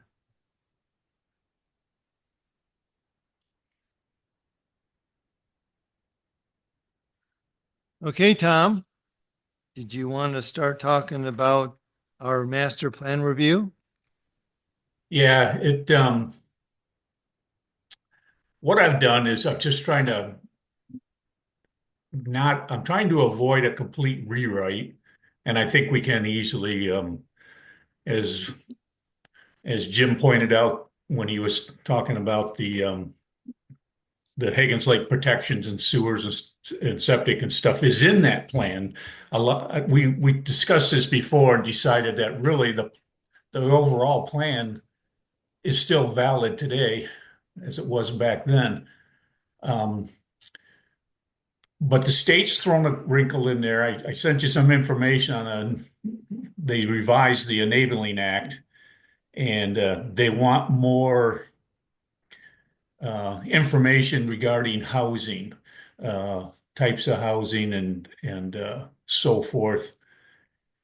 We address housing in the plan, so I think again it's just a simple process of adding wording that meets what their intent is, what they're looking for in the plan. I think that can be done. Our biggest thing is the appendices, the tables, the census stuff, populations. That's obviously it's out of date, but surprisingly, it's not that far. It's not all that inaccurate. We really haven't had a serious population growth in the 25 years that those census numbers were put in there. So my thought is, one, if we went through the plan and mainly focusing on the appendices, if there's anything in there that we don't need, do we need all those tables, all those statistics? There's certain things that the state wants to see in there. I haven't had a chance to look at it this way, but I'm just telling you my thought is we could start there to see if there's anything we could cut out that we really don't need that isn't necessary. Today with all the information you can get on the internet, a developer who might look at the plan just to see what we're supporting, he can look up all that stuff. I did get pushback from the NEMCOG, that North, I can't remember the name now, Northern something Council of Northeast Government. Michigan Council of Governments. Yeah. I sent our plan to them, And I asked them to look it over and see what they thought. And I told them our thoughts from our last meeting, my summarization there. I sent that to them, and they didn't have time to get back to me for this meeting. But she did send me her, because I asked her about pricing and stuff. So that's the pricing chart that you got. Just so we had an idea what things might cost if we can't do them ourselves. They will do a la carte. I mean, you could say we think our narrative through the overview and the planning issues and goals is fine, and chapter 3 is okay, but chapter 5 needs a little work, or chapter 4, and we can go that way for things we can't do, or it'd be just hard for us to do. And by us, I mean the township itself. I had Brian took the document, the master plan, and converted it into a Word document so we can edit it. Because I can tell you, if you read through the plan, there's all through the plan, there's stuff that's out of date or not current. It's not relevant, but that's mainly just editing. And again, we could easily do that in-house. I think the staff at the township, Mary Ann or somebody might be able to take on some of this. We need to see. And like you said, the worst case scenario, we could have them do some stuff that we can't do. Yeah, I don't think we'll get into a total rewrite. I don't think we need that. No, I don't But- think so either. But we would still, if we did it, we would still need, I mean, to do some of that stuff, would we still need to do public hearings? I would think we would. Yeah, I haven't looked up the exact procedure on the revision, how that works, but you're probably right. We'll have to look into that.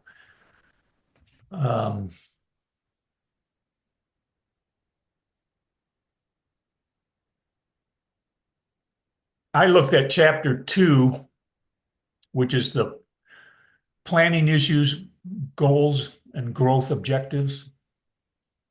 And again, I don't think there's anything horribly bad in there, but there is just some things that we could add to. Under objectives on growth management and development and public services, number 10 talks about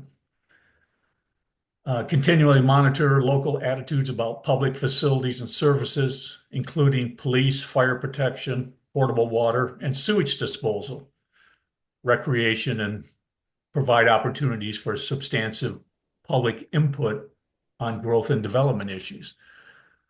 So just the thing that Jim Austin just presented is falling right in there, and this is a big topic and has been for the last couple of years, talking about sewers. So, like I said, it's just, I think, minor tweaks, and we could have this thing probably taken care of. I didn't know if we wanted to break into groups, 2 teams of 3, and each take a certain portion of the plan, review it, edit it, make comments, and then we discuss it. I mean, I'm not sure how we could cut this elephant up a little bit. The way we did it in 2019 to look at it to see if we need to do it. And I presented it last time. There was an update review table checklist. And I could just, in what we did, we went through that line, there's about 20 items on here, and they kind of, discuss kind of big picture stuff, and you don't have to get into details right now. And it's just to help make you a determination, is it warranted or not? And it would just be, I could go through it right now if it'd be okay with you guys. Well, I looked at that, Mike, and I'm trying not to reinvent all the work you guys did, because you guys did a pretty thorough job. So that's why I was thinking more of just looking at the body and just see if anything jumps out to you or something that like I said, jumps out to you, needs to be deleted, altered, or added to, to make it more relevant. Because you guys did a good job when you did that. I'm No, definitely, but we did it 5 years ago, so we have to redo it again. In fact, the checklist calls for, here's items they recommend doing on an annual basis that you just check. The first one is, have development patterns changed significantly since the plan was adopted? Yes or no? So they're all yes or no questions. And so last time we used this just to standardize have a format that had some, um, well, yeah, we could use that again. yeah, so I just saying, and then the question is, is like, should we just go through it right now or just wait and like do, like everybody just kind of review it or break up sections in in-depth review before the next meeting and then come back and go through the checklist and identify the items? Yeah, it's already almost 9, so I'd say we don't have Could time we to. get the checklist sent to everybody? Yeah, and we had sent it This beforehand, is I it right think. here. Well, I guess I have a oh, I have it? We, we sent it out last time, Oh, I believe, and it was with all the It's documents. this right here, this. oh, I bet you I do have that. Yeah. I think if you're gonna do the update of the master plan, I think there's a process of having public input somewhere, or even in the. Oh, yeah, there is. So this checklist right here was just to go through to help you come up with a determination whether or not you needed to do, like a full update Okay. or revision. So it kind of helps shape or, focus our discussion we're having right now as we think, yeah, maybe it doesn't, have to do a full one, but there's some things that changes, maybe just do a rewrite and all that. So this was just to kind of help guide us in making a determination of how thorough, excuse me, the update review you want to do. And then if you do, the point is, if you do one, it's actually a full one, a complete revision, a full blown thing. That's pretty involved process. And I don't think, I agree with Tom. I don't Yeah. think, I started reading this last week and I've been doing it in sections. And I don't think, I was shocked at how close we are into that plan with the Health of Higgins Lake, that Right. initiative. But I was making notes in there because a lot of the statistical information is outdated. And as Tom said, you can go online and you can get a lot of that and do it yourself. But I'm just wondering if we, at some point, whether it's a revision, complete revision, or if it's just tweaking, if we shouldn't have the plan as it is available to the public and ask for public input before we do our revision. So we're addressing something that somebody thinks should be in that plan before we do it. Follow me? Is our master plan, is this online so people can look at it? Yeah, it's a part of the zoning ordinance. It's in the back section. I think it may, Should be on the township site too. yeah, that's what, if you do, the master plan there's a I'm spot. just specific wondering for that. if we might want to set a process, but maybe we should have an announcement that we're addressing it and allow people the opportunity to send in their thoughts or questions or concerns before we make the changes. But I don't know if there's a process that's mandated. I know the town or the village just did theirs, or it was Higgins Township, one of the two, but they had a public hearing. They had, a rollout of the plan. But that was a complete revision. So I guess I'm not familiar with what the rules are on that, but Well, you could ask your township board which way you guys think we should go and let us know. I can do that. I just not done this process. I did the parks one. I was part of the 5-year plan for the park. Nobody and here's rec. done this before. Yeah, no, I did.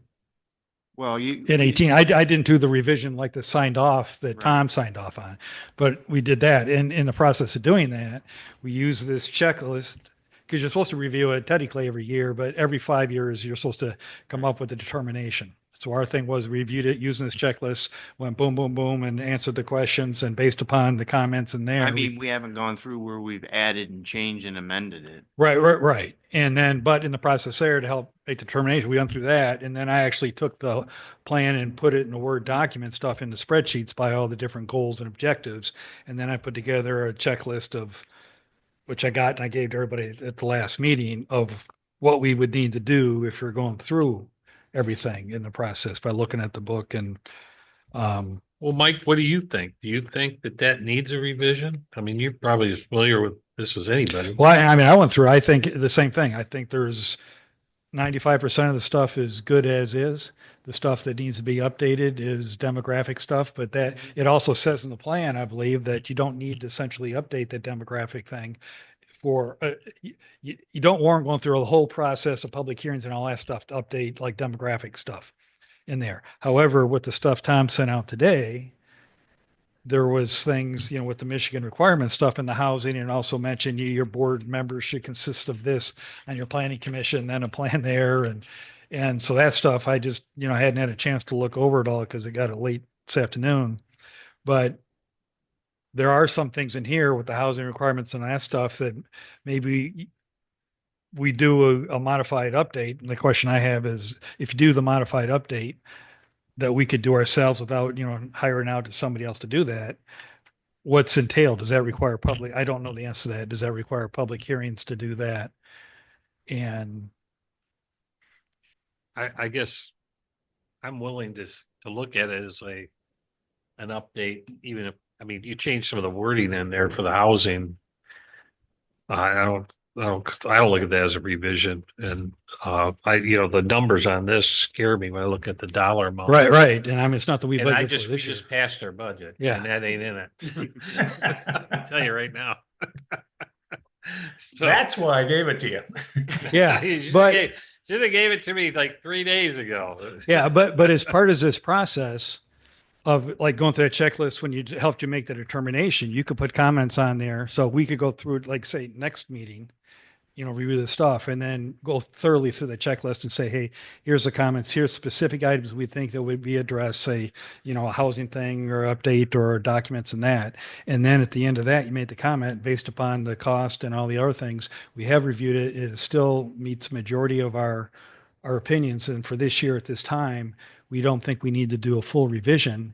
And then based Yeah. upon maybe And a I- year from now, we look at it where we would do it after having more inputs on the status of health of Higgins Lake and some of these other items that have, because a couple other new things is like the solar, that renewable energy ordinance, which there It may. alludes to that in there. It does. Right. So I know that's something that's new, and there's some other things like that with the energy stuff, and we had the storage units and different things. So there are a couple changes and some things coming down the line that could be forced upon the communities. But if the communities have that stuff identified in the master plan and addressed, that makes it more difficult to change because the state's come down and has said, like some things right now, I think with the short-term rentals and things like that with the renewable energy thing, they're basically saying you can't even put an ordinance in there to prevent that stuff from happening, like cell towers and some of the other stuff that are now being more prevalent.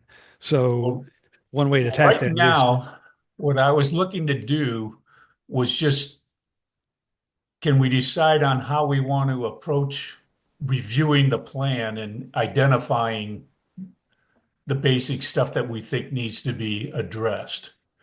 So we can either everybody read the plan, make their own notes, and at the next meeting we can compare the notes and summarize, or you can send your notes to me and I'll go through them and lump them all together and create a report, I guess.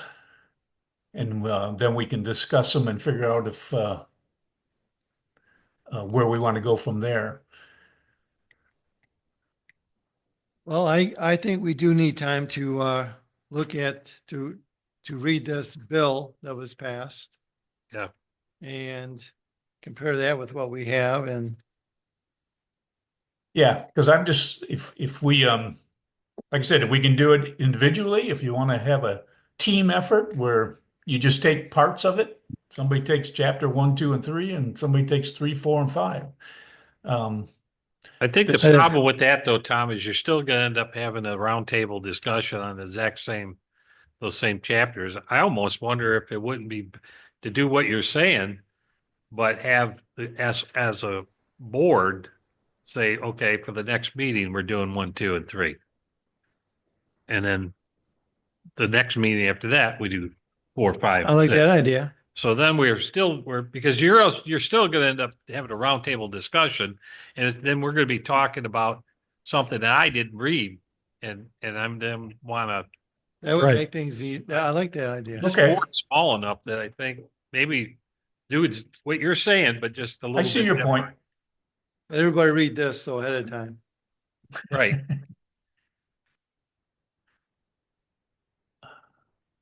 And I do like you, so that was the question I was going to ask earlier. We have the master plan in Word format so that we can manipulate 100% of it on our own.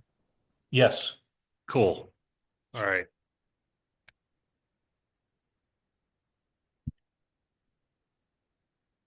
That's the plan. We're gonna That's my look at the first suggestion. three I don't know. chapters here for parts 1, 2, and 3 That for next meeting. Mike wants to give us our homework assignments. I think I think that's a great idea. I do. That's a great idea. And by the end of the year, we'll have it done. There you go. The, I'm just looking at the table of contents here. 1 through 3, that's quite a bit. Yeah, That'd be a you lot think to it look is, up. but it really isn't. Then let's do 1 through 3, and then we can do 4 through. Finish up the rest of it next meeting. Yeah, the,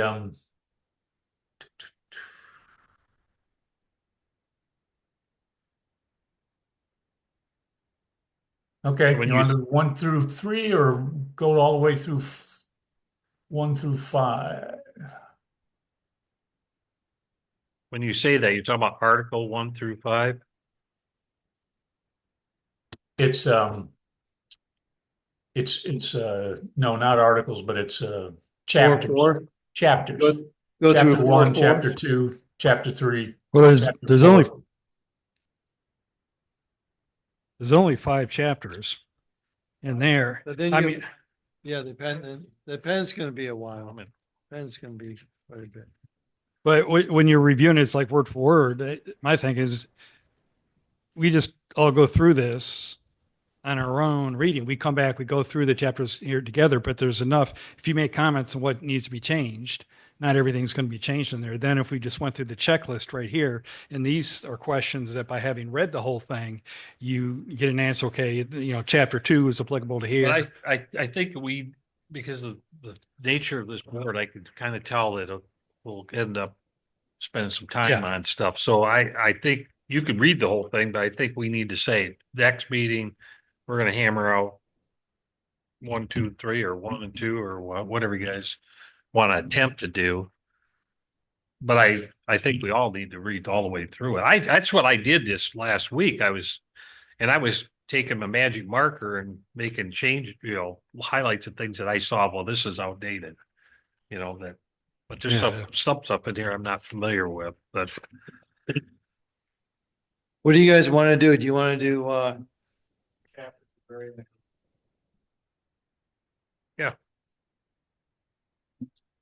Like the first 3 chapters, then the next one you do 4 and 5, and the next one you do the appendices. Yep, I like it. that's a good idea. I'm good with that. that's our homework assignment. So were we sent the Word document or you just got that? No, Okay, they have that. Tom has Okay. that and so does Brian. okay. So what do you want to do? do?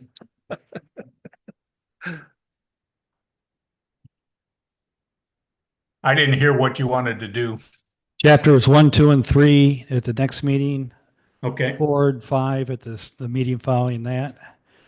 And that would be May. And then the appendices at the following meeting, whether June or July. So 1 through 3. Okay. All right. And does everybody have this? Do you have that?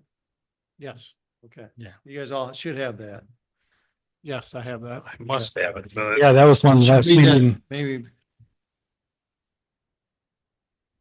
scan that. Everybody wait around next year. I was making copies of all that stuff. Yeah, exactly. I put it all together. So thank you for doing that. Tom, you good with that? Yeah.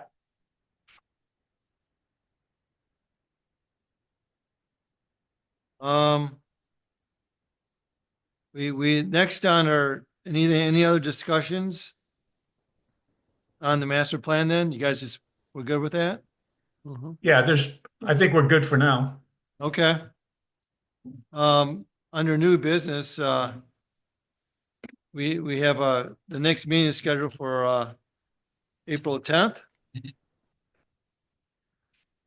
And then, review the ordinance options for, utility scale renewable energy. Well, do you want to establish a regular meeting schedule every 2 Yeah, months? we're supposed to, and we didn't vote on it last time because we didn't have a Right. quorum. So we just need to say, here's a plan for the rest of the year. And then we'll do it every 2 months, and then we'll have special meetings as we feel we need them. Okay. And then we need to have a motion on that and approval.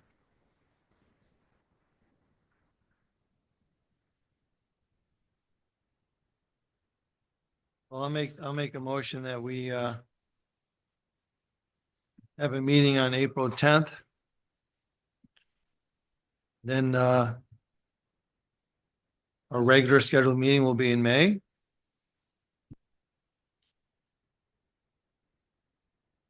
I'm writing the dates, so that'd be May 14th.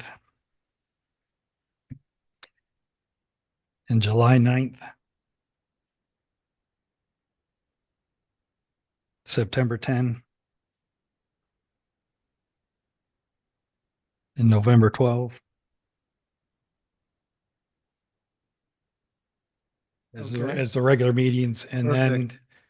then if there are special meetings, we would convene those at the same time on the even months. Yes. But I'll include the first, one. Shoot, I read the wrong years. I'm sorry. Yeah, I was sad. One of those dates. So that May seemed 8th right to is me. the- It's, yeah, it's 1/9, which I've already had. It's 3/13, which is today. It's 4/10, which is April. Special meeting. And then it's, May 15. I thought you said. yeah, I thought it was the second Thursday of the month. it is. So Yes. it'd be May 8th, On May 8th, you're right, right. May 8th, July 10th, September 11th,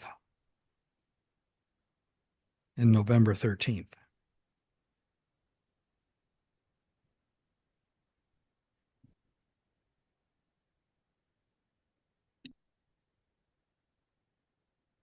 Yeah, I'll make the motion, I'll second. that we have yeah, you second it. All in favor? Aye. Aye. Motion carried.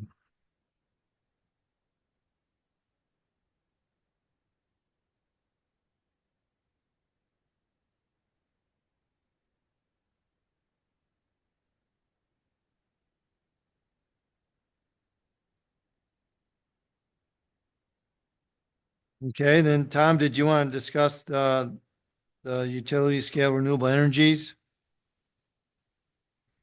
Yeah, I thought we should talk about it.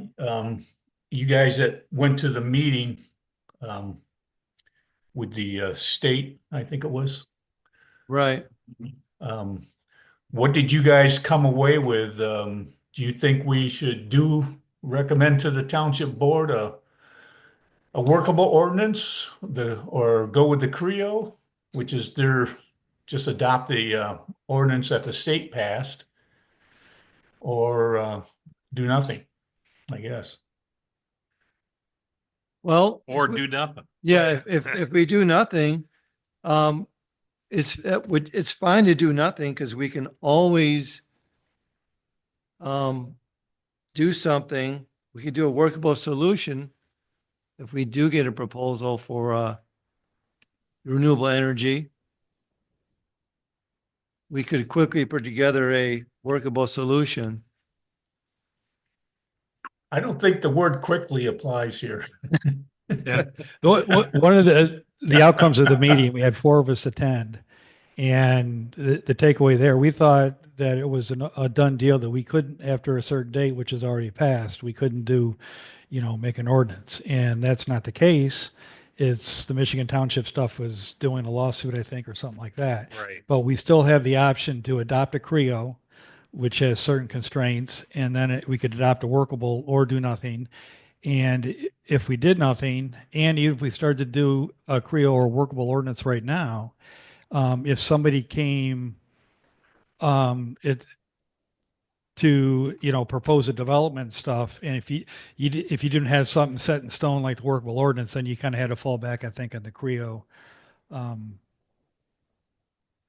Or- if you don't do anything, they have that process where you can get the money to how they put that? Right. It basically, if somebody came forward today or tomorrow, if before we have one in place, then we were constrained to basically boxed into a certain hole. I think it was with the CREO stuff, and you Well, couldn't that do mo- it. But if you didn't have anything and nobody comes in forth, because you would do something like this, it's not going to be happen overnight. It's going to happen over several months. And But they have to pay a fee for you to deal with it. I can't remember what that term was that they Well, if you don't have an ordinance, intervener funds. that's money to help pay for any studies, are you affecting wetlands or birds and stuff like that? That they have to give you to help offset the township's cost. I think the takeaway, I think, from before was there that Does it work? yeah, a workable solution was better than the CREO Yes. Well, for the us. CREO is just greasing the wheels to make it go. If you're a township, let's say in the farming community, and you want to invite solar farms and windmills, you do a CREO. Mhm. You want to draw them in, and you want to get the fees, because if you have the CREO, you get the Mhm. application fees. But we're not in that situation. Yeah, and there was a couple other townships where we didn't want But one, if we do- period. But if we do workable, we still can collect these too. Yes, but under our terms, Correct. we're not greasing the tracks to make it Correct. easier. And, the way I interpret it, basically a workable plan is you start with a CREO and then you put all the restraints that you want, whether it's height or buffer or whatever, to make it more appeasing to Right, us. right. You make it, yeah. I don't know if it's, if we need to hurry on it, but I think it's something we need to start working on. Well, I think we have a foundation of what we need to do because we went to the meeting. And that was Yeah. great that we did that. So we understand the process. So I think we have a lot to do right now. I think if we get some of this other stuff behind us, then, because that's not pressing right now. I don't see anybody jumping in here to, Doubt it. Yeah. so I would say table it for now. But keep that in the back of our mind as a planning commission that we don't have a lot of pressing things to do, then maybe we start on that. Well, and I'm going to report back to my board what we just talked about. And if, as long as they don't come back and say, wait a minute, we want that dealt Yeah. with right now. That's probably where you should start is explain those three options to the township board. I kind of did. Yeah. When I came Say, back. what do to you that. want us Yeah, to you do? did But it I'll And- give my liaison report. I'll explain that too. And I'd put that description stuff in the past couple of minutes, the January and then also the November. And then that our action at this time was probably going to be, and I knew I was supposed to do a letter for the planning I commission. can tell you. Yeah, that- dissent there. And then after the meeting, we said, no, you were briefing them already as OBE, but in the minutes before, I couched it as probably take no action at this time. And one of the rationale for that is probably just estimating the probability and the types of stuff that could be put in this area, like a data center or some of the solar farm of the renewable stuff would be, this area doesn't have much stuff and you probably wouldn't see people coming here for a couple things. But again, things could always change.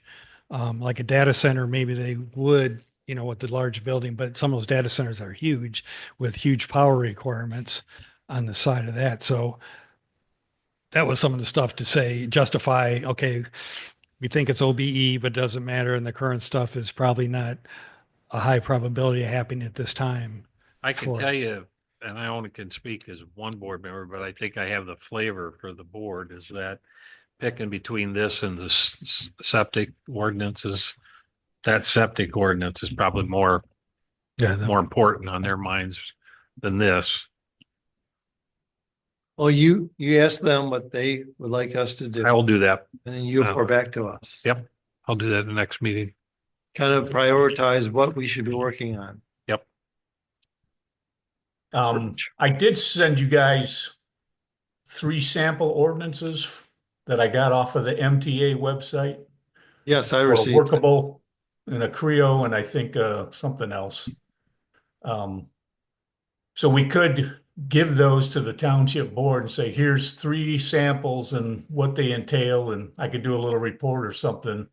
And then because really I don't want to do anything until they tell me which one they want. They're pretty basic, simple ordinances. They're not anything too drastic, but you got to tweak it to your own township. But I wouldn't even do anything with it and they can table it, they can set it aside, but then at least they'd have that information and Tom, you're not coming back till May? I won't I'll be there for the May meeting, yeah. So When do you get back in April? Are you getting back in April? Yeah, it'll probably be either right before or right after Easter. So it's the 18th or something. Because that April meeting, we can set that at a time that would be convenient to you. I mean, like at a Thursday. Possible.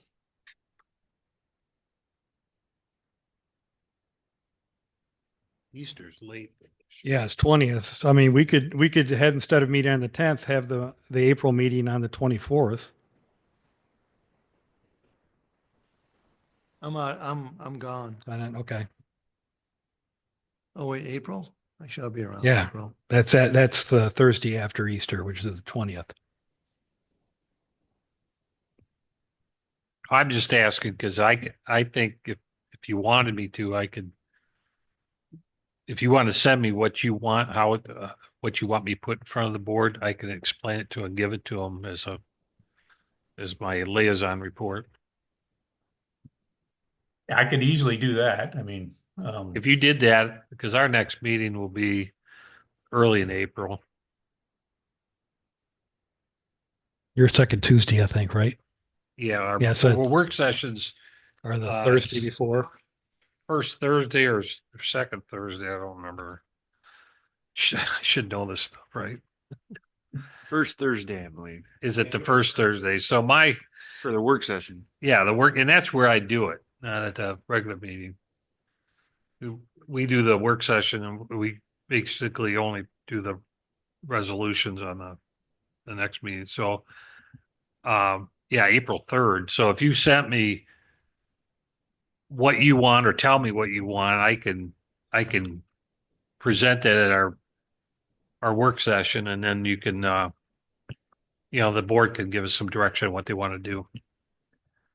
right. I just thought move that forward and get it off our agenda for now and till we hear back from them. Okay. And, Because we do seem to have a lot to do.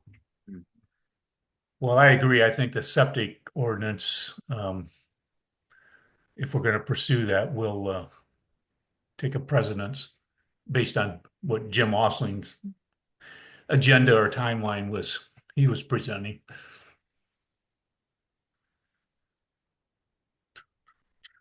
I'm gonna get back to you guys on the April, if I'll be back, like for the, like, say, the 17th or the 24th or somewhere in there. I gotta check with the boss. I would try and just keep it that second Thursday. If we can. I think that's fine too. Yeah, well, And Greg, is he due back like in early May? Yeah, he's later than me. Okay. Um, where am I?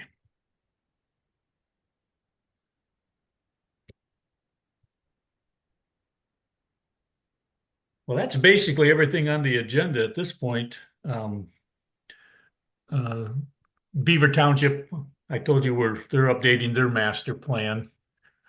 We do have to send notices out when we're revising ours or updating it to the surrounding townships. Um, and there's some other criteria. I'll look up what you have to do for the master plan as far as hearings and the procedures and stuff, and get that to you so you know what's going on. That'd be great, Tom. Thank you.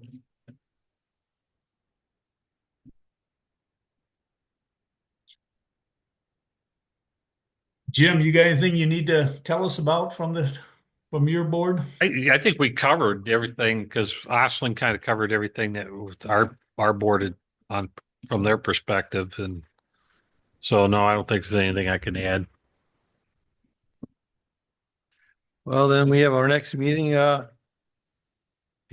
10th. And, we got homework to do and I two quick things. yes, Yeah, one, I didn't get the stuff to finish up the annual report, so I'll get that next meeting in April. I did give a summary to Brian, and he included that in his state of the township address there, and I think I see CG folks on it as well. Just summary, he pared it down for what he needed. And then the second thing, just for the ZBA, we had two ZBAs last week on the 3rd. They are both just for extensions on the current buildings and the current footprint. They are both approved. And Jason said we have a couple more coming up, but we were 5 more. Oh, great. we have 5 more coming up.